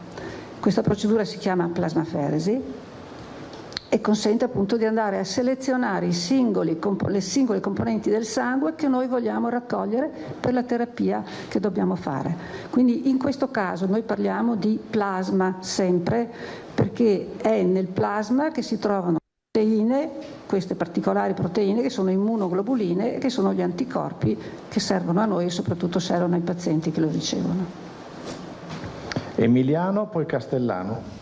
Dottoressa, volevo capire, buongiorno, se essendo comunque una terapia particolare necessiti di un'autorizzazione questa cura, cioè la famiglia autorizza i medici alla sperimentazione, mi passi appunto il termine, viste le condizioni purtroppo dei malati, oppure voi vi prendete in carico autonomamente? Assolutamente, allora tutti i passaggi prevedono un consenso informato. Il paziente appena entra in reparto e nel paziente in cui il medico che lo riceve ravvede la possibilità di un trattamento con il plasma, somministra a questo paziente il consenso informato, vuol dire non somministrarlo e dire firma qui, vuol dire informarlo di quello che stiamo facendo, di quello che è lo scopo dello studio e anche di quelli che sono i benefici che potrebbe trarne, anche eventualmente di quelle piccolissimi effetti collaterali che il plasma potrebbe dare. Parlo del plasma perché ovviamente parliamo di terapia con il plasma.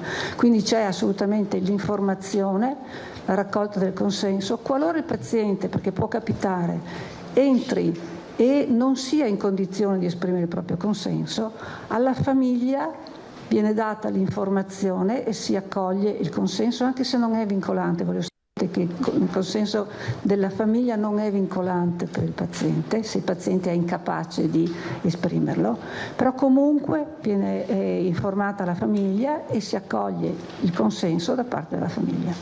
Le chiedo, grazie innanzitutto della risposta, c'è stata qualche perplessità, avete vissuto qualche dubbio da parte di parenti? Grazie. Assolutamente. Grazie. Castellano, della rivista dell'Avis, giusto? Sì, giusto. Dono e vita dell'Avis e anche per Avis Nazionale in questo mese. Allora, 3 domande.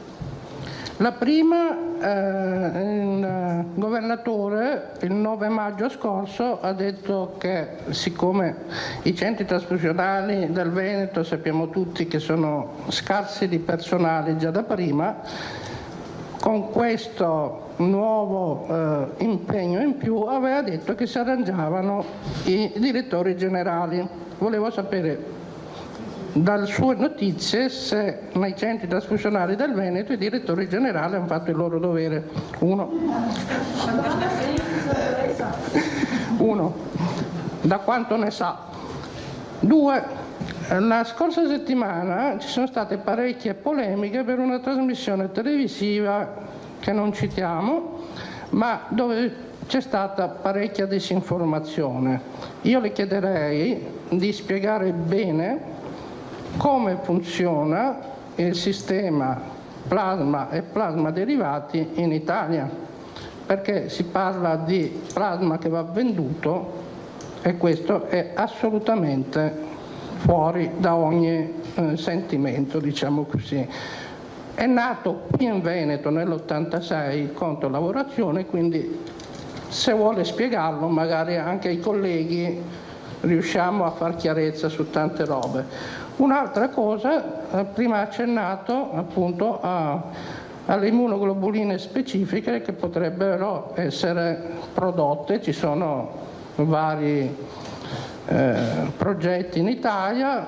Vorrei sapere se è un progetto unico, se fra 2 anni questo plasma potrà essere trasformato in plasma derivati specifici, se è un progetto fra le regioni, se siete tutti insieme.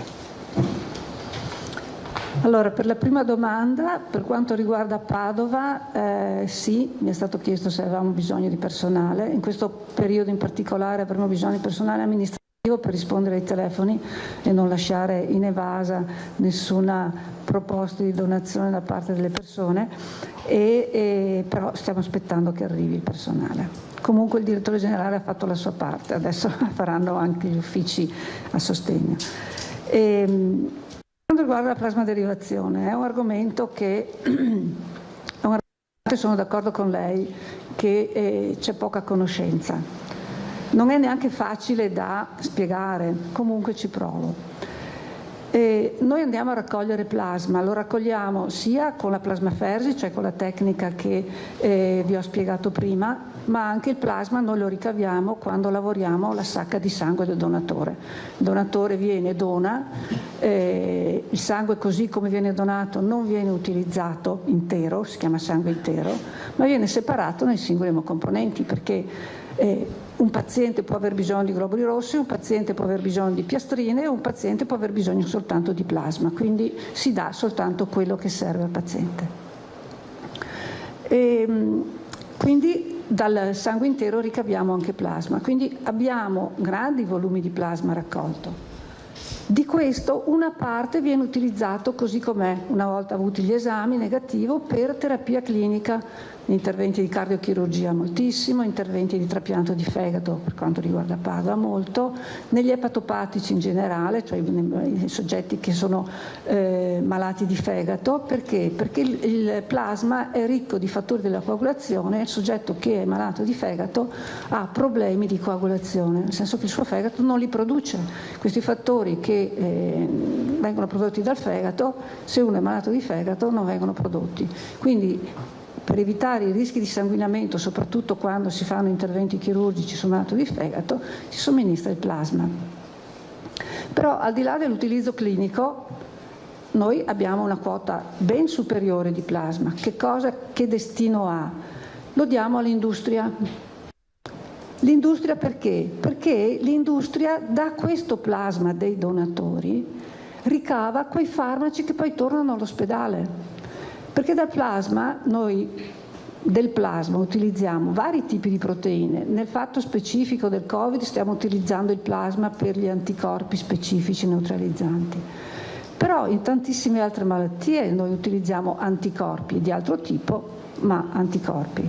Quindi abbiamo bisogno di ricavare dal plasma le immunoglobuline, abbiamo bisogno di ricavare l'albumina, che è un'altra proteina importantissima, utilizzata soprattutto nelle malattie epatiche, anche questa. Abbiamo bisogno di fattori della coagulazione per tutte le patologie che sono caratterizzate proprio dalla carenza congenita o acquisita di fattori della coagulazione. Per ricavare queste sostanze, che sono farmaci a tutti gli effetti, non lo possiamo fare noi nel servizio trasfusionale, non lo possiamo fare negli ospedali, lo deve fare l'azienda farmaceutica. Allora come funziona? Funziona che la regione, con i suoi organismi preposti a questo, bandisce una gara che adesso è a livello europeo, quindi è aperta sia alle aziende farmaceutiche italiane che alle aziende farmaceutiche europee, e dice: io vi posso garantire questa quantità di plasma. Da questa quantità di plasma voi ditemi quali prodotti mi potete dare e in quale quantità. E quanto mi costa questa lavorazione, perché io la materia prima ve la do io, quindi a voi poi io pago soltanto la lavorazione, in cambio voi mi date questi farmaci. Questi farmaci tornano per gli ospedali, perché altrimenti dove se li procurano? Dovrebbero andare sul mercato libero, e sul mercato libero costa doppio. Quindi quello che ci fa l'industria farmaceutica non è una vendita di plasma da parte nostra e loro o soltanto fare business. È chiaro che anche loro è un'azienda e quindi avranno il loro margine, però loro ci garantiscono il ritorno di prodotti farmaceutici indispensabili, sottolineo indispensabili, per tutti i nostri ospedali. Questo è il meccanismo con cui dal plasma dei donatori noi possiamo ottenere dei farmaci. Quindi la materia prima è comunque oggetto di donazione volontaria, lo ribadisco, guai se non ci fossero i donatori di sangue, di plasma, piastrine, e questa materia prima, se non utilizzata come tale, viene data all'industria perché ci ritorni i farmaci, perché abbiamo bisogno anche di quelli ed in grandi quantità.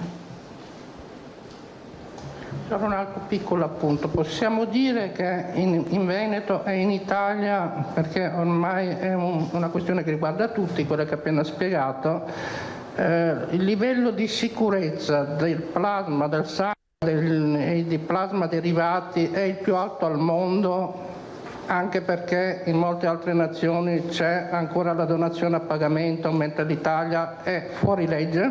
Esatto, sì, e questo lo possiamo affermare. La terapia trasfusionale, e questo è anche, devo dire, un punto in più rispetto ad altri farmaci forse della terapia con plasma iperimmune, è che i prodotti trasfusionali in Italia hanno un livello di sicurezza altissimo nell'ambito degli altri confronti trasfusionali, o devo dire, convengo con Castellano, che è probabilmente ai più alti livelli mondiali. E per quanto riguarda la terapia clinica, ugualmente il prodotto come tale ha dei livelli di sicurezza altissimi, cioè le reazioni trasfusionali sono veramente limitatissime, la qualità del prodotto è altissima e quindi questo onore a merito, anche questo onore a merito alla nostra sanità. La collega Van Zan, la collega in fondo, che eccola là, e poi la RAI. Dottoressa, buongiorno. Prima il Presidente, dando il bollettino, parlava di 19.154 positivi. Sono persone potenzialmente che potrebbero essere tutte donatrici rispetto ai 199 che avete finora avuto? Tutte no, perché dobbiamo anche considerare i margini di età. Allora, l'età, noi dobbiamo avere il minimo di 18 anni, perché ovviamente il donatore deve esprimere un consenso informato. E poi abbiamo un limite, che il limite di legge sarebbe 60, noi abbiamo una deroga fino a 65 per il fatto specifico. Quindi questo già limita molto la fascia in cui è possibile donare. Oltre a questo poi ovviamente devono essere persone che non hanno determinate patologie che controindicano la donazione, quindi ad ogni donatore bisogna fare una valutazione clinica, perché ovviamente al di là dell'efficacia del prodotto noi dobbiamo garantire anche la sicurezza del donatore, non possiamo esporre il donatore a rischi nel corso della donazione. Quindi questa è un'ulteriore scrematura anche molto importante, considerando anche che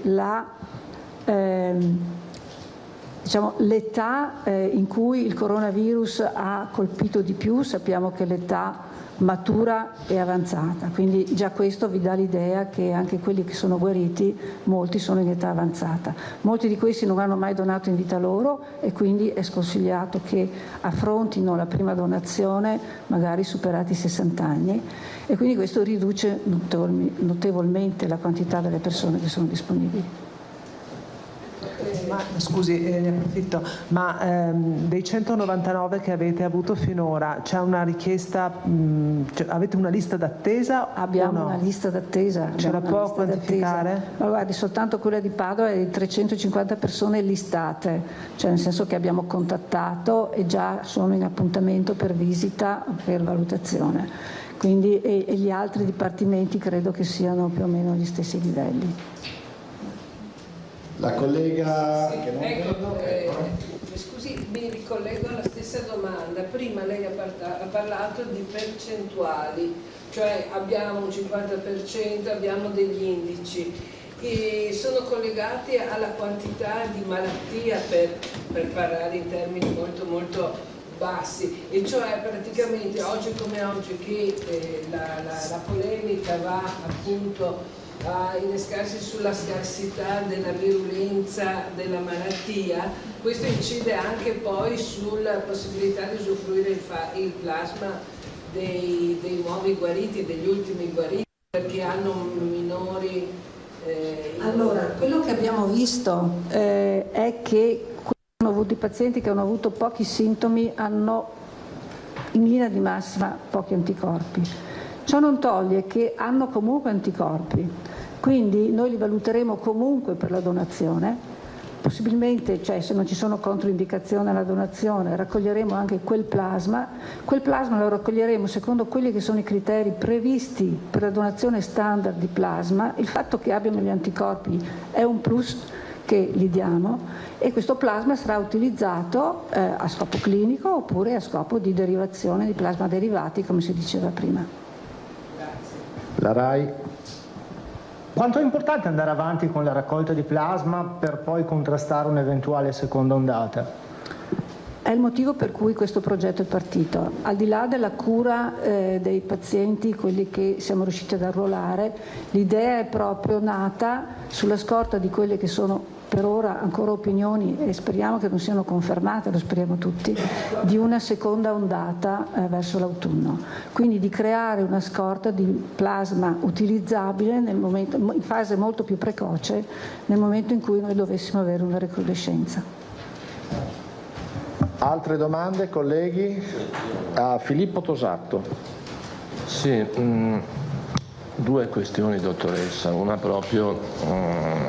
Una riguarda il tema che lei ha toccato. Personalmente, questa è la prima domanda, ritiene possibile, probabile, improbabile o altre varianti una seconda ondata in autunno-inverno? Questa è la prima domanda. Opinione assolutamente personale, non voglio invadere campi altrui. Io penso che qualche caso ci sarà. Con quale intensità non glielo so dire, dipenderà molto anche da quelli che saranno i comportamenti, perché io credo che in questa esperienza cambieranno un po' anche gli atteggiamenti culturali nei confronti delle infezioni. Quindi mi aspetto, a proposito, non mi ricordo chi prima dicesse, forse lei, dell'utilizzo delle mascherine in futuro, è paura, non è. Secondo me tutti noi impareremo a tenerci una mascherina in tasca. Quando si presenteranno già i virus parainfluenzali da settembre in poi, se avremo un accenno di raffreddore ci metteremo la mascherina, e così sarà anche per le altre ondate semplicemente influenzali. Questo probabilmente attenuerà in futuro l'eventuale ripresentazione del virus in maniera più importante. Però è un coronavirus, come gli altri coronavirus. Potrebbe, come quelli che abbiamo avuto SARS e MERS, andarsene come è venuto, però potrebbe anche mettersi nel gruppo degli altri coronavirus che danno infezioni periodiche e che tornano. Quindi sicuramente non con, perlomeno spero, non con l'invasività che ha avuto finora, ma anche perché troverà maggiori difese da parte nostra, maggiori conoscenze e maggiori difese anche personali, proprio per un atteggiamento culturale che è cambiato. Grazie. La seconda domanda riguarda invece proprio una sua competenza specifica e la possibilità da parte sua di offrire un contributo in questo senso. Allora, c'è una corrente di pensiero, chiamiamola così, non soltanto italiana, penso agli Stati Uniti, dove in questo periodo questa corrente si sta facendo sentire, che persiste nel attribuire la pandemia a una sopravvalutazione. Ne avrà sentito parlare, sostengono che in fondo è stata soltanto una brutta influenza, fatti i conti si scoprirà che i decessi non sono stati superiori, e io inviterei a non sottovalutare questo tam, perché è un tam interessante che in alcuni paesi sta penetrando anche nel sistema di comunicazione.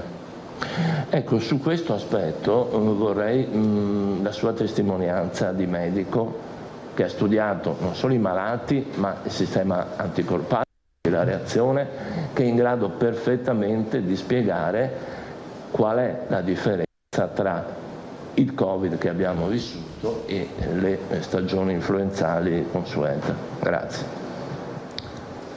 Allora, le stagioni influenzali, il virus normale dell'influenza comincia a comparire con qualche suo accenno fine settembre, poi ottobre e poi avanti fino a maggio. Quindi lei calcola che sono praticamente 8 mesi di influenza. Noi abbiamo avuto un virus che è arrivato, ha trovato terreno vergine in cui ha avuto un'invasività e una trasmissibilità molto superiore a quello che è il virus dell'influenza e che ha impegnato contemporaneamente, in un mese praticamente è esploso, cioè tutti i contagi dell'influenza che noi abbiamo in 8 mesi. Quindi questo le dà l'idea della forza del virus, cioè della forza proprio della invasività che abbiamo avuto in quel periodo. E quindi io terrei conto anche di questo, cioè il virus è un virus completamente nuovo. L'influenza è vero che ha una sua mortalità, ma è una mortalità che è distribuita, che probabilmente è anche forse paragonabile nei numeri, ma non abbiamo mai avuto un lockdown per necessità di un lockdown per l'influenza. Abbiamo avuto una necessità di farlo però per adesso. Quindi sono situazioni che sono completamente non paragonabili dal mio punto di vista. Però vedevo che, o perlomeno mi pare di aver visto in TV, che proprio uno dei fautori del dire era solo un'influenza in America è finito in terapia intensiva e ha dovuto ammettere che non era influenza anche come sintomi, perché anche come sintomi non sono proprio gli stessi.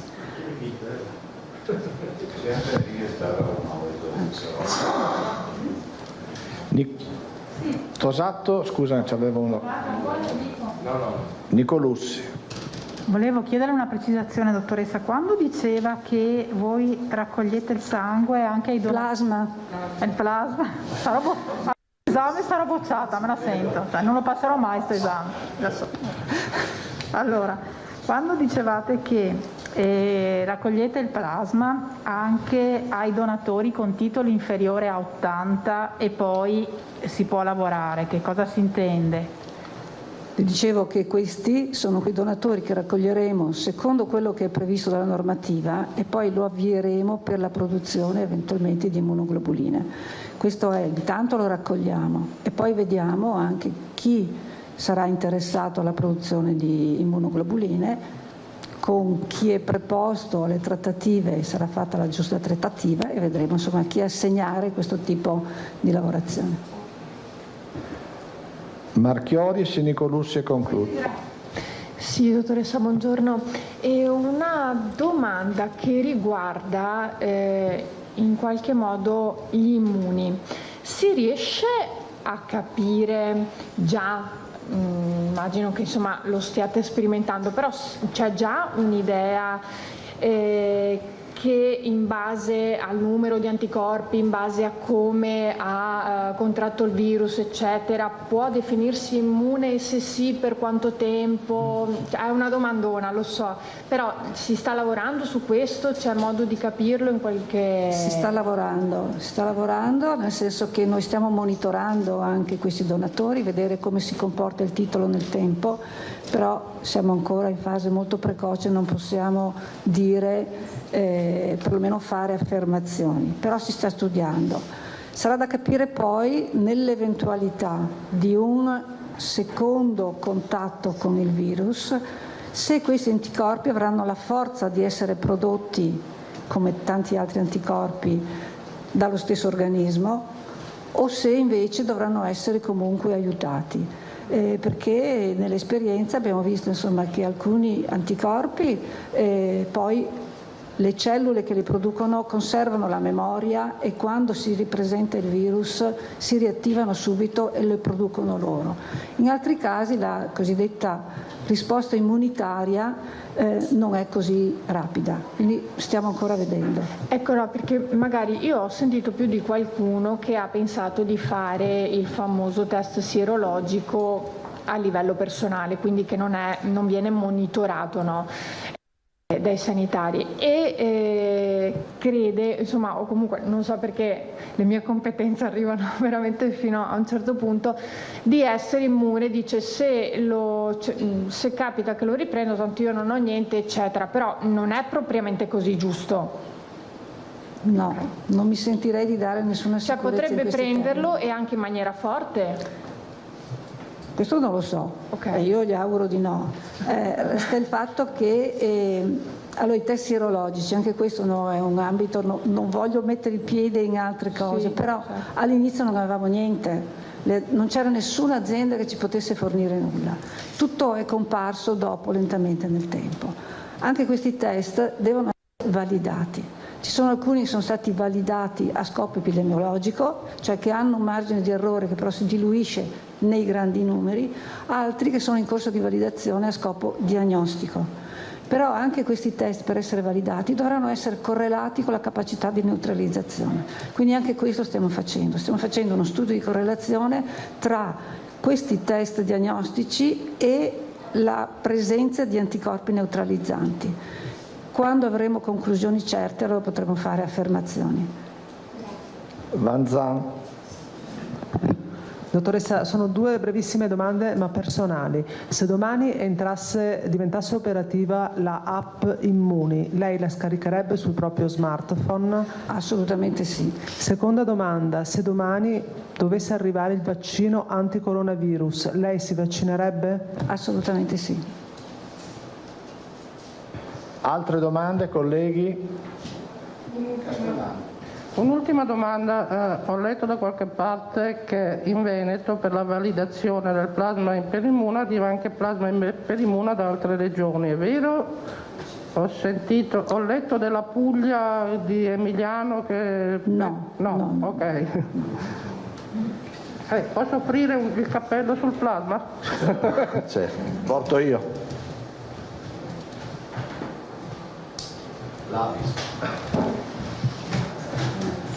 Ecco. A me? No, il Presidente? Facciamo vedere, ecco qui. Grazie. E grazie all'Avis. Siamo sempre i primi donatori a livello nazionale. Grazie mille. E grazie alla dottoressa De Silvestro. Non serve che io aggiunga altro perché così tante domande se la può rincuorare, non è state fatte. Per cui vuol dire che assolutamente c'è massima attenzione. Io personalmente la voglio ringraziare a nome di tutti i veneti perché anche lei ha aperto un nuovo percorso, no? Io come dico sempre, siamo in una giungla, c'è una davanti con macete che sta facendo strada ed è l'immagine che voglio dare di tutti questi professionisti del Veneto che hanno fatto grande il Veneto anche durante il coronavirus. Grazie veramente di cuore. Una domanda per l'assessore Lanzarin e poi possiamo chiudere. E domani vi chiedo la differenza tra plasma e sierologico. Vedete qua? No. Andiamo via, mettiti qua. La televisione non ha il microfono. Arrivederci, sì. Grazie, arrivederci. Assessore, buongiorno. Ho un caso da sottoporre. Allora, riguarda un medico di base di Vigonovo, ok? Più pazienti dicono che da tempo questo medico si rifiuta di vedere chiunque e fa diagnosi solamente al telefono. Ora, ci sono anche delle persone, tra cui questo caso specifico in cui c'è una persona che è immunodepressa e che avrebbe bisogno di essere visitata livello polmonare, non perché è grave ma perché insomma ha una sintomatologia un po' così, e in questo caso un medico di base poteva farlo, e invece gli è stato risposto di recarsi al pronto soccorso oppure di andare dove effettuano i tamponi a Padova, a questa persona che è immunodepressa e anche trapiantata di reni. Può farlo questo medico? Cioè, perché si è chiusa così? E più pazienti hanno denunciato e segnalato questa cosa, che lei proprio fa diagnosi e sta al telefono anche un quarto d'ora, 20 minuti, ma non vede nessuno. Allora, all'inizio sicuramente i medici di medicina generale avevano iniziato a farsi il triage telefonico, eravamo proprio nei primi momenti, quindi quando insomma c'era effettivamente una richiesta molto importante, anche perché c'erano state delle infezioni anche all'interno degli ambulatori, se vi ricordate, soprattutto dove c'erano anche più medici, più ambulatori. Dopodiché man mano che i dati sono diminuiti sono ritornati su appuntamento, quindi anche loro con tutte le precauzioni comunque a fare le visite, quindi non mi risulta che ci dovrebbe essere casi di questo tipo. Se mi dà il nominativo proviamo anche a fare una verifica. Sì, poi glielo fornisco, ho tutto. Va bene, qui mi faccia capire, non può farlo, non può adottare questo comportamento. Ma allora, lei si rifiuta di vedere. C'è anche una deontologia, infatti. Immagino, quindi è chiaro che i medici di medicina generale comunque vanno e sono andati anche in questa, e quindi vi ringraziamo anche per il lavoro che hanno fatto, sono andati anche a domicilio con i presidi, con i DPI, quindi insomma. No, sembra proprio che lei non voglia avere nulla a che fare con i pazienti. Ma probabilmente allora proviamo a verificare se non verrà segnalato appunto all'ordine dei medici, se ci sono comportamenti di questi tipi, vanno segnalati a chi di dovere. Va bene, grazie. Colleghi, arrivederci, a domani. Grazie.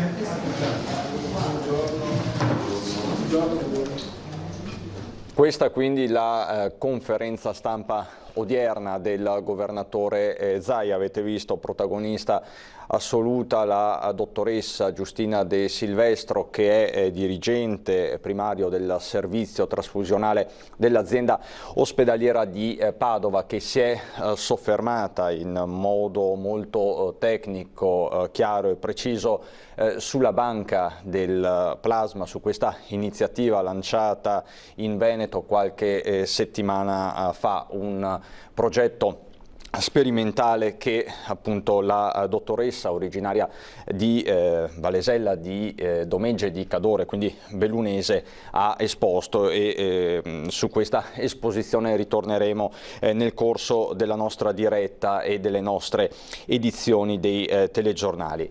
Zaia da parte sua si è soffermato invece ancora una volta sul dibattito attorno alle aperture, entrando in polemica in parte con il governo per quanto concerne la ripartenza dei locali pubblici che al momento sono chiusi, discoteche in primis, ma anche appunto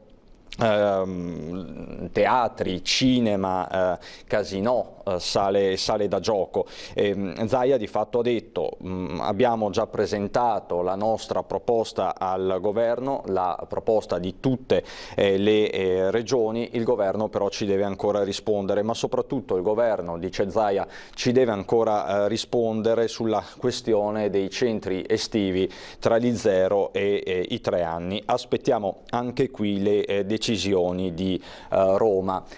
Il governatore è poi ritornato sulla questione degli spostamenti tra regioni, quindi al via libera che è previsto e confermato per il 3 di giugno, salvo ovviamente imprevisti. Sono contrario a imporre test e restrizioni a chi viene in Veneto, ha ribadito il presidente della regione, che è poi ritornato anche sulla questione della Grecia, che aveva chiuso le frontiere, ai turisti italiani, poi ha circoscritto solo ad alcuni turisti provenienti da alcune zone dell'Italia, tra queste appunto anche il Veneto. Spero che passo passo, dice Zaia, tolgano l'idiozia delle restrizioni, ha detto Zaia riferendosi per l'appunto ai greci e appunto a queste misure di Atene. Questo anche alla luce dell'appartenenza della Grecia all'Europa e anche al trattato di Schengen. Altra questione toccata da Zaia, quella dei treni. Ieri le immagini dei treni presi d'assalto per raggiungere Venezia hanno fatto ovviamente discutere, e il problema si pone e si porrà nei prossimi mesi in maniera sempre più forte, soprattutto in vista dell'apertura delle scuole a settembre. Questi i temi di fatto toccati dal governatore Zaia nel consueto punto stampa di oggi. Sono stati diramati anche i dati di giornata, vediamo qua, sono praticamente identici a quelli del report di ieri sera. Abbiamo soltanto un nuovo caso di positività in Veneto che è stato registrato in provincia di Belluno. Lo vediamo dalla scheda, dalla tabella riassuntiva diramata dalla Regione del Veneto con azienda 0 i decessi che si sono registrati nella notte, anche se il governatore Zaia ha anticipato un decesso all'ospedale di Schiavonia che si è verificato nella prima mattinata di oggi e che non è rientrato in questo report. Questo il quadro. Su tutte queste novità tornerà questa sera anche il nostro vice direttore Ferdinando Avarino in prima serata con il suo Ring. Saranno ospiti Roberto Rigoli, primario della microbiologia del Cafoncello di Treviso, Giordano Riello, imprenditore, Paolo Zabeo del centro studi della CGA di Mestre, e ancora sul fronte politico Giacomo Possamai del Partito Democratico, Luciano Sandonà della Lega ed Enrico Cappelletti del Movimento 5 Stelle. Questi gli ospiti di Avarino questa sera a Ring. E siamo collegati per fare il punto della situazione economica lavorativa, sull'utilizzo delle indennità, delle casse, con Innocenzo Megali, che è avvocato ma soprattutto coordinatore regionale della consulta dei consulenti del lavoro. Buongiorno Megali. Buongiorno. Grazie per essere qui con noi anche oggi per scattare un po' la fotografia al mondo del lavoro e dell'economia in generale. Com'è la situazione? Come si sta sviluppando la partita attorno all'ultimo decreto, al decreto rilancio? Ci sono state le semplificazioni che voi chiedevate? Il decreto rilancio, tanto atteso perché era atteso dal mese di aprile, è stato emanato. Diciamo che più che semplificazioni la procedura è molto delicata, perché è il terzo decreto, almeno per quanto riguarda il Veneto, in materia di cassa integrazione, e la normativa prevede che siano rispettate alcune disposizioni, perché è un decreto che è andato a modificare le precedenti norme del decreto Cura Italia più che a stabilirne di nuove, e ha praticamente modificato la durata degli ammortizzatori sociali. Ha ampliato la platea dei beneficiari perché ha compreso i lavoratori in servizio alla data del marzo del 2020, mentre prima era limitato al mese di febbraio. Ha previsto ulteriori 9 settimane di cassa integrazione, però le ha suddivise in 2 tranche, una prima di 5 settimane da usufruire entro il 31 agosto 2020 e una seconda di 4 settimane da usufruire nei mesi di settembre e ottobre 2020. La procedura va attentamente articolata, nel senso che prima bisogna aver usufruito di tutte le 9 settimane precedenti, e per quanto riguarda la cassa integrazione in deroga per il Veneto c'erano ulteriori 4 settimane prima di attingere a questi nuovi ammortizzatori sociali. Il problema sostanziale, grosso, riguarda la limitazione della durata della cassa integrazione, perché le 9 settimane si sono esaurite, con ulteriori 5 settimane siamo prossimi all'esaurimento per chi ha iniziato la sospensione immediatamente appena è sorto il problema dell'emergenza epidemiologica, E quindi la cassa integrazione non basta, teniamo presente oltretutto che ci sono imprese che non hanno riaperto e imprese che non possono riaprire perché sono ancora sotto il provvedimento di chiusura per quanto riguarda l'epidemia da coronavirus.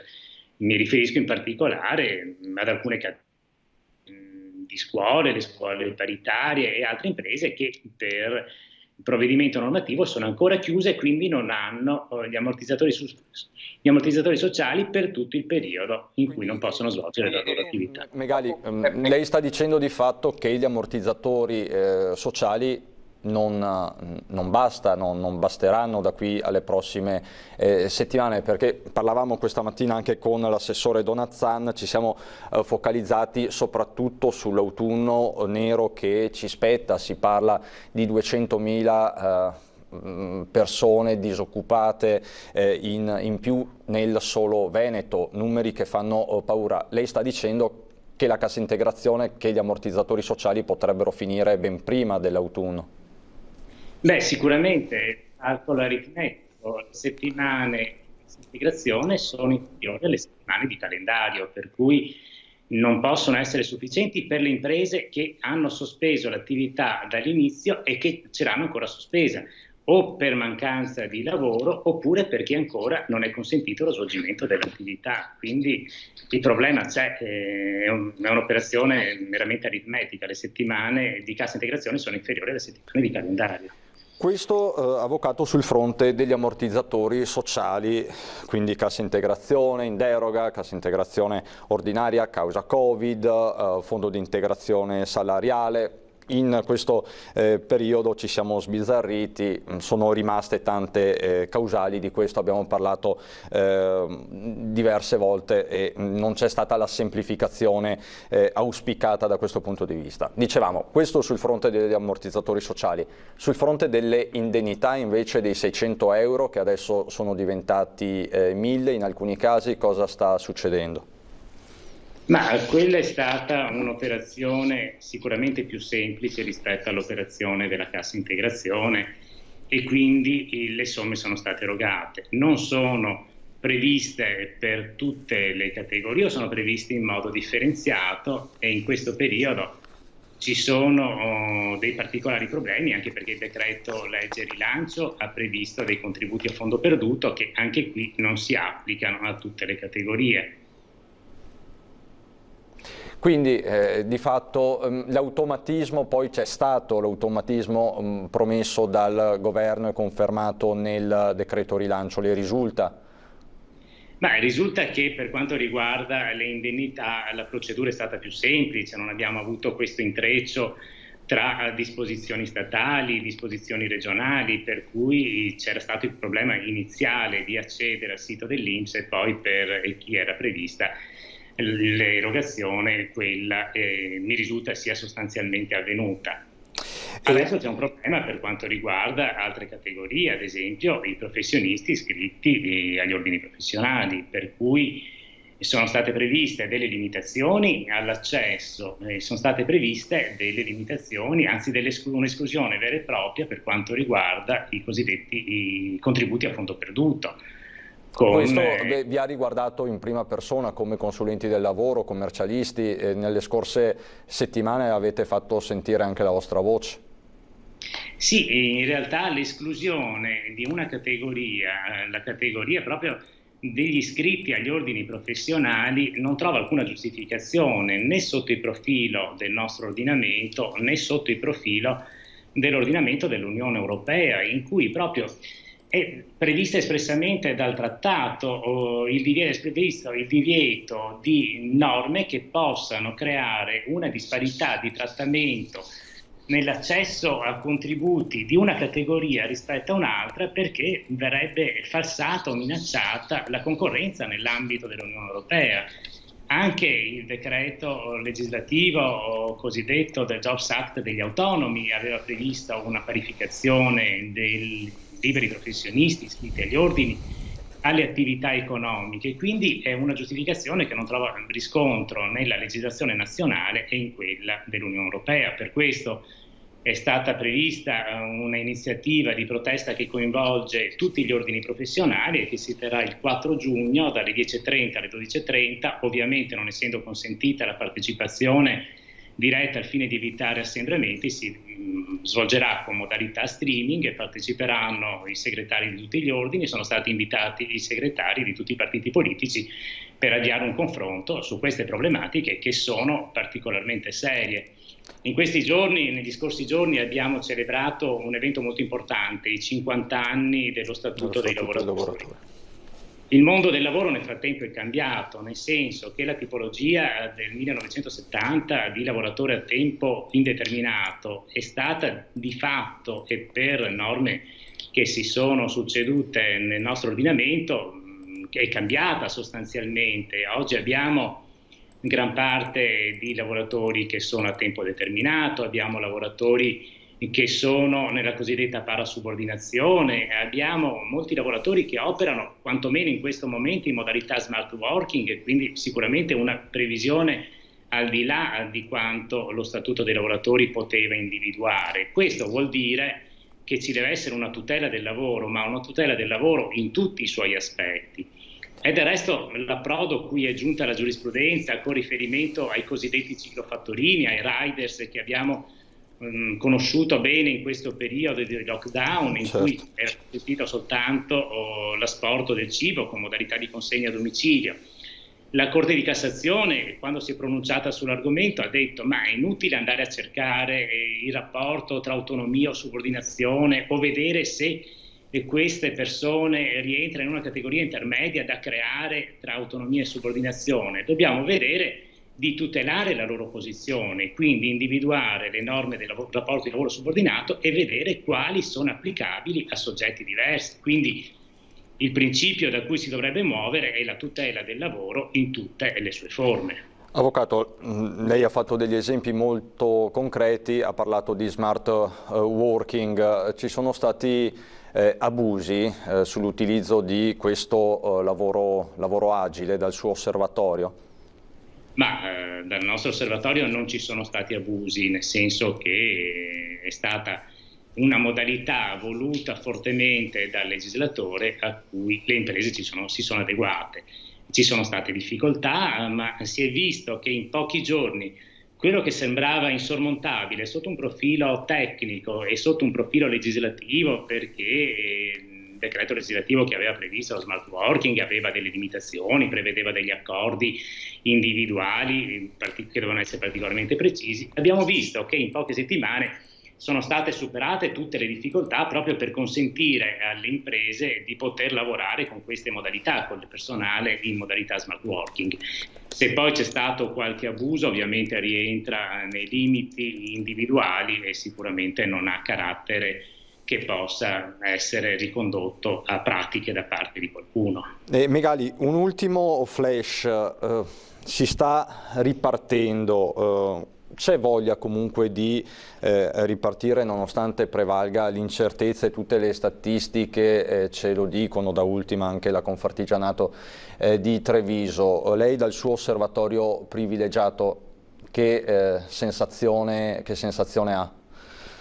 La voglia di ripartire sicuramente c'è, ne va non soltanto dei prossimi giorni, ma ne va proprio della sorte di moltissime imprese, persone che hanno investito tutta la propria vita in un'attività imprenditoriale, e ne va ovviamente di tutti i rapporti di lavoro dipendente che fanno capo alle imprese.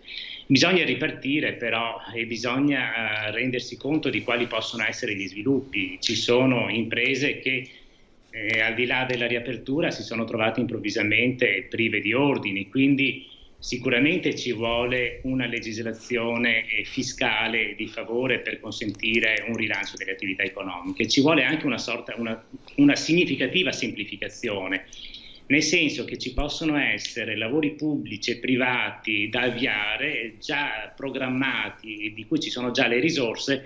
Bisogna superare, nei limiti ovviamente del rispetto della legalità da parte di tutti, bisogna superare tutte le complicazioni e le procedure che possono limitare o tardare i tempi di realizzazione. Oggi bisogna essere rapidi, i professionisti sono a disposizione per assumersi le proprie responsabilità in termini di sussidiarietà, fornendo tutte le certificazioni, fornendo tutte le procedure, seguendo tutte le procedure che possono essere utili ad un rilancio, e questo comporta sicuramente uno snellimento delle procedure burocratiche. Ecco, e torniamo quindi sempre al tema della semplificazione. Il governo ha annunciato questo decreto semplificazione che entro 15 giorni dovrebbe essere perlomeno illustrato, l'intenzione è portarla in Parlamento in agosto, insomma staremo a vedere, ce n'è un gran bisogno e voi lo toccate come professionisti ogni giorno con mano. Grazie Avvocato Innocenzo Megalli, coordinatore regionale della consulta dei consulenti del lavoro. Buon lavoro, buon proseguimento. Megalli. Grazie. Noi ritorniamo subito dopo la pubblicità a Marghera. A dopo.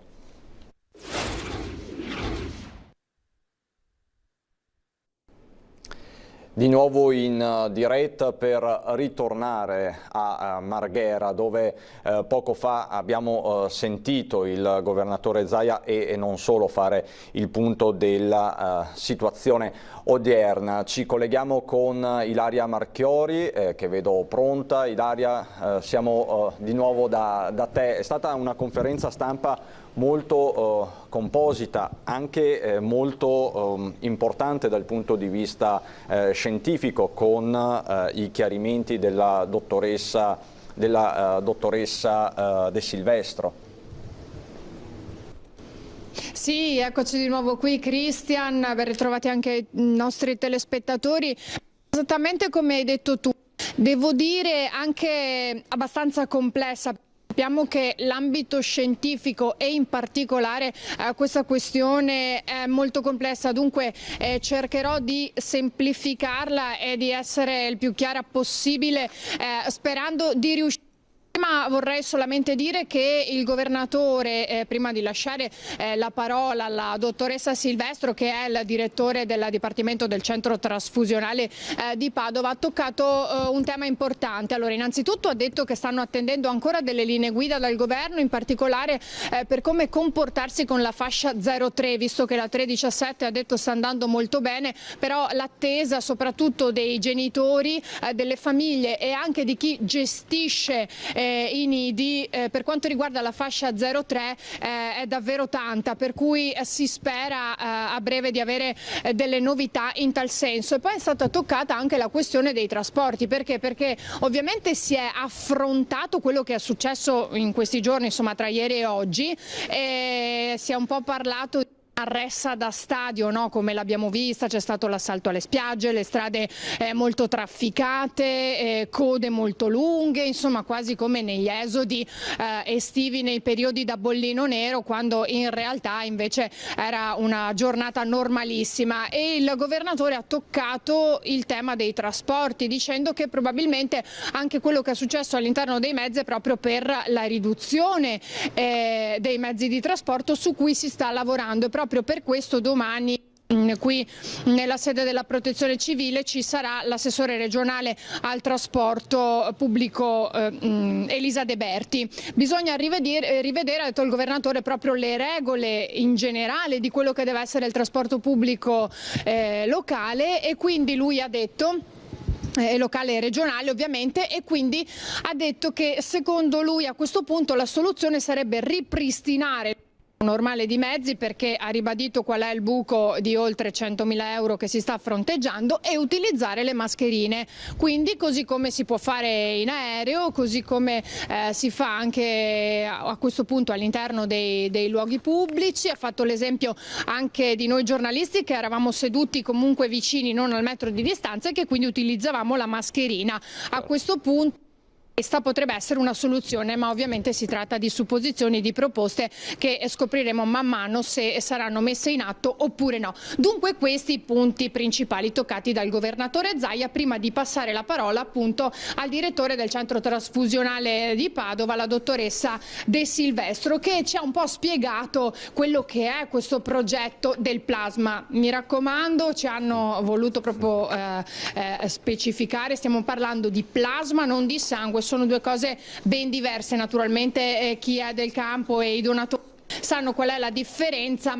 A volte può succedere di sbagliare terminologia e invece è molto importante che questo non accada. Ha voluto raccontarci un po' quello che è stato l'excursus messo in campo finora nelle ultime settimane, dicendoci che questo progetto sperimentale è partito il 10 marzo, tra l'altro non ex novo ma basandosi anche su altre esperienze, in primis le nostre, ma poi partendo anche da quanto si stava già facendo nel mondo cinese, proprio adottando questo tipo di sperimentazione. Ed è partito tardi, tra virgolette, ha voluto sottolineare la dottoressa, proprio perché questi sono i tempi tecnici per i protocolli sperimentali e comunque ancora non si sapeva, si navigava un pochino a vista, per utilizzare una terminologia un po' spiccia, e dunque questo inizio di raccolta è iniziato i primi giorni di aprile. Anche perché a questo punto bisognava aspettare che ci fossero i guariti,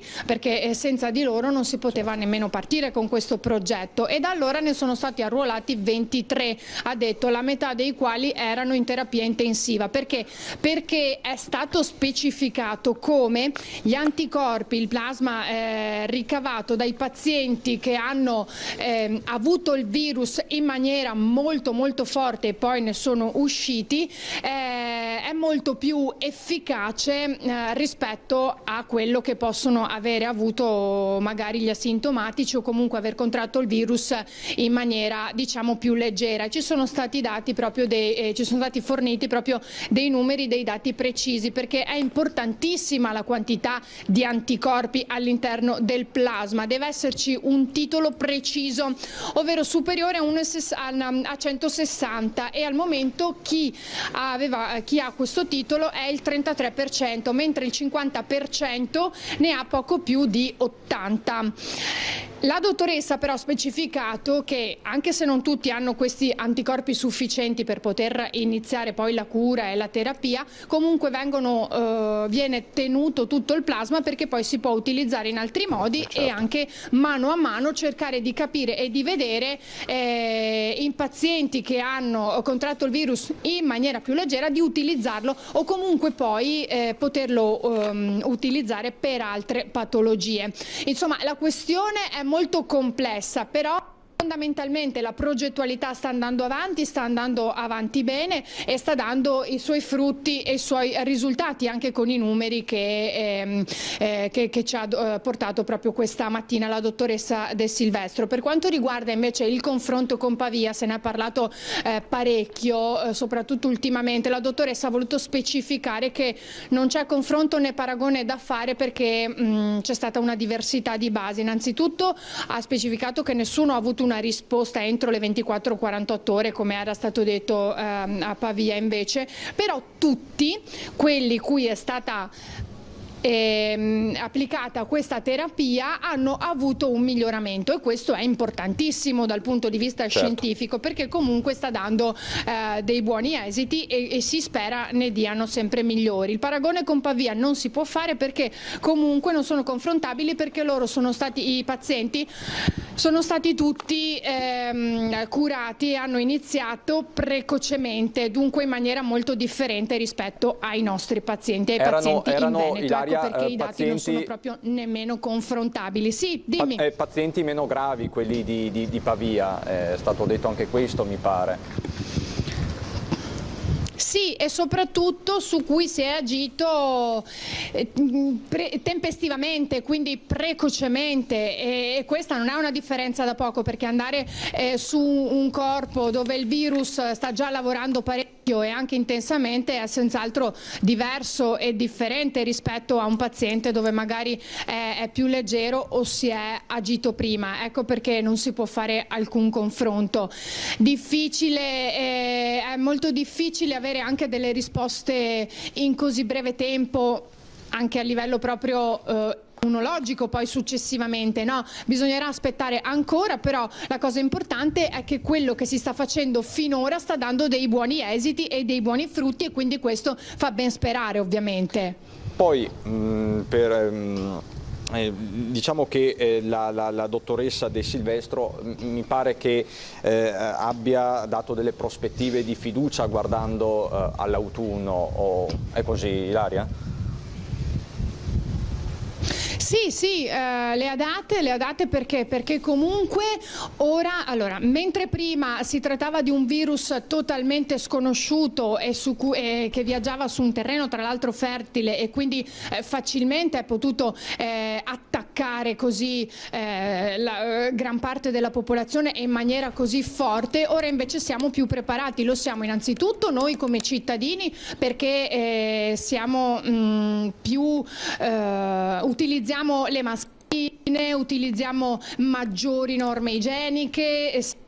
Ovviamente è più facile affrontarlo ora rispetto a prima, siamo proprio più preparati, questo lo riscontriamo anche su noi stessi, ognuno di noi poi se ne rende conto. Abbiamo fatto anche l'esempio che prima tutti volevano togliere la mascherina e ora che all'aperto per esempio non la si può indossare ancora tante persone ce l'hanno, quindi c'è anche un forte senso di responsabilità da questo punto di vista e poi si sta procedendo e si sta andando avanti molto velocemente a livello scientifico. Non dimentichiamo che stiamo aspettando anche i risultati che devono arrivare dallo studio SUVO che richiede ancora qualche mese per avere una risposta più completa, però anche da lì dovrebbero arrivare notizie. Una cosa importante, un tema importante che ha toccato la dottoressa grazie a una domanda che gli è stata posta su i complottisti, su chi in questo momento sta parlando di un virus che era poco più di un'influenza, insomma tutte cose che abbiamo cercato di combattere in questi mesi. Lo stesso presidente Zaia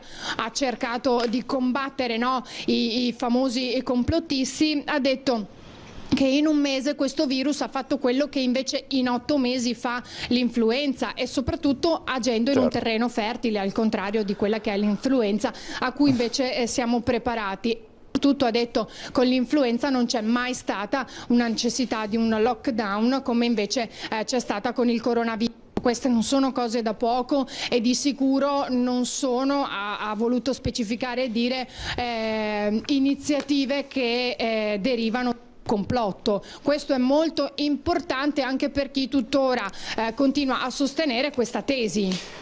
Ecco, facciamo bene a ribadirlo, Ilaria, perché come diceva Hannah Arendt i fatti sono ostinati e in questi mesi noi abbiamo raccontato i fatti, abbiamo vissuto quello che è stato il Covid-19, adesso c'è fiducia, c'è ottimismo, c'è voglia di ripartire, ma insomma c'è anche tanta paura ancora, da qui il fatto che tanta gente mantiene addosso, continua a indossare le mascherine all'aperto e probabilmente continuerà anche nelle prossime settimane. Ilaria, ti ringrazio, chiarissima come sempre, ci sentiamo nelle prossime edizioni. Grazie Ilaria. Adesso per noi c'è un momento di pubblicità, dopo andiamo a Montegrotto e nel distretto termale.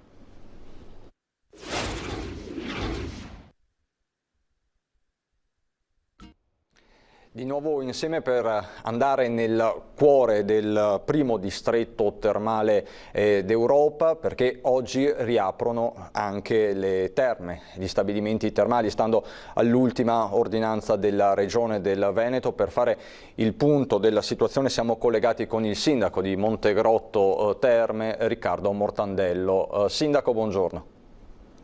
Buongiorno a tutti, buongiorno ai telespettatori e anche al conduttore. Grazie. Sindaco, buongiorno a lei, ma è un buongiorno questo per le terme di Abano Montegrotto? Com'è la situazione? Assolutamente sì, deve essere un buongiorno nel senso più positivo del termine, perché dopo tanto tempo le nostre strutture alberghiere, il nostro territorio, anche se in maniera molto timida, sta ricominciando a marciare con la vocazione turistica che lo caratterizza.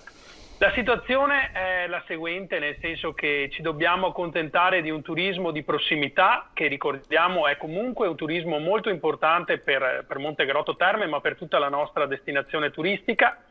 Abbiamo degli imprenditori che hanno recepito, alcuni in maniera immediata, tutti i protocolli dettati dalla Regione e dal Governo per garantire una riapertura in condizioni di sicurezza.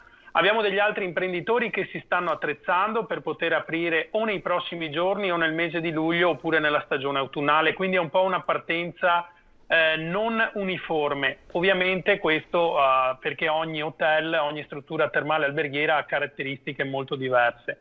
In ogni caso si è iniziato, un albergo ha anche iniziato con una bella festa a bordo piscina, ovviamente mantenendo tutte le prescrizioni, misurando la temperatura, avendo tutti i protocolli in atto per garantire la salute pubblica. Questo è importantissimo. Di conseguenza ci sono tantissimi clienti che fanno lo spa day, che significa andare alle terme una giornata intera, vengono mantenute le distanze di sicurezza e in un qualche modo si sta attendendo di capire lo scenario per poter agire non solo nel mercato, diciamo, di prossimità, ma anche quello infraregionale italiano, e si spera possa partire quanto prima in condizioni di sicurezza anche quello straniero. Ovviamente il turismo termale guarda alla Germania e comunque anche alla Russia, perché tra i nuovi turisti, tra i nuovi flussi degli ultimi anni ci sono anche i russi. Lei come la vede con i tedeschi? C'è voglia di ritornare da parte di questa che è una clientela storica? Ma da quel che posso percepire assolutamente sì, anche in municipio abbiamo ricevuto diverse telefonate di clienti pronti a capire come prenotare per la stagione autunnale, quindi si parla di settembre-ottobre. È altrettanto vero che però bisogna essere onesti. Il bacino termale e soprattutto la zona di Abano Montegrotto già viveva una situazione un po' di crisi anche prima di questo coronavirus, quindi abbiamo un'occasione importante che, oltre a quella di promuovere ciò che già siamo da un punto di vista turistico, abbiamo anche l'occasione in questo periodo, come è stato fatto nei mesi scorsi, di ridefinire un prodotto turistico. Perché parlo di ridefinizione del prodotto turistico? Perché le flotte di turisti che arrivavano dalla Germania e dall'Austria ai tempi d'oro, parlo di anni 60, 70, 80 e primi anni 90, sicuramente non esistono più. Questo perché il mercato turistico si è modificato e in alcune circostanze le nostre strutture alberghiere sono state al passo coi tempi, altre non lo sono state. Di conseguenza adesso è importantissimo, oltre che promuoverci su questi mercati, andare anche a ridefinire un prodotto turistico assieme a dei tecnici del turismo e assieme al consorzio, che è un neonato consorzio Terme Colli Marketing, che raggruppa non solo gli albergatori di Abano e Montegrotto come storicamente è avvenuto, ma raggruppa tutti i portatori di interesse turistico di un territorio più ampio che riguarda non solo 2 comuni, ma riguarda i 16 comuni che fanno parte anche del parco dei Colli Euganei, comprendendo anche 2 Carrare. Questo perché? Perché c'è bisogno di nuove strategie, nuovi prodotti turistici che possono essere legati, oltre che alle terme, anche all'arte, ai percorsi culturali, religiosi, chi più ne ha più ne metta, per andare a intaccare tutte quelle fette di mercato che ad oggi non ci conoscono e non conoscono la magnificenza di un parco naturale dei Colli Euganei che ci è invidiato in tutto il mondo. Quindi coniugare terme, chilometro zero, quindi prodotti tipici, prodotti dei colli, immagino anche escursioni, passeggiate, bicicletta, turismo anche religioso. Assolutamente con Padova. Sì. Turismo religioso, oltre che con Padova abbiamo il monastero del Monte Rua, abbiamo il monastero di San Daniele, anche all'interno del parco regionale dei Colli Euganei ci sono tantissimi percorsi religiosi. Poi io ci abbino anche la tematica sportiva, perché la nostra destinazione turistica Montegrotto ha l'ambizione di diventare la prima destinazione per la salute preventiva. Salute preventiva significa stare bene con se stessi, adottare tutti quegli stili di vita che ci permettono di non ammalarci o di ammalarci il più lontano possibile nel tempo. Ecco che quindi anche il turismo sportivo, penso alle biciclette o penso ai 3 golf club che abbiamo nel raggio di 9 km, abbiamo 3 golf club rinomatissimi, Frassanelle, Montecchia e l'altro golf club è quello il Golf Club Padova Galzignano. Dobbiamo cercare di mettere a sistema tutte le peculiarità che, partendo dalle terme, che sono il core business della nostra destinazione turistica, possono renderci veramente una destinazione unica al mondo per la qualità e il ventaglio di offerta turistica. Ovviamente le istituzioni devono fare il loro lavoro, ma deve essere convinto un intero territorio. Ecco, le chiedo, le istituzioni, soprattutto quelle governative, secondo lei hanno fatto il loro lavoro, soprattutto guardando al comparto del turismo? Ma allora, il turismo solitamente a tutti i livelli viene un po' bistrattato, nel senso che è forse la prima economia che caratterizza l'Italia, ma ci sono delle politiche che a mio modo di vedere alcune volte sono poco lungimiranti. Noi abbiamo avuto una fortuna che già prima con la Regione del Veneto si è iniziato un percorso di progetti strategici legati al turismo.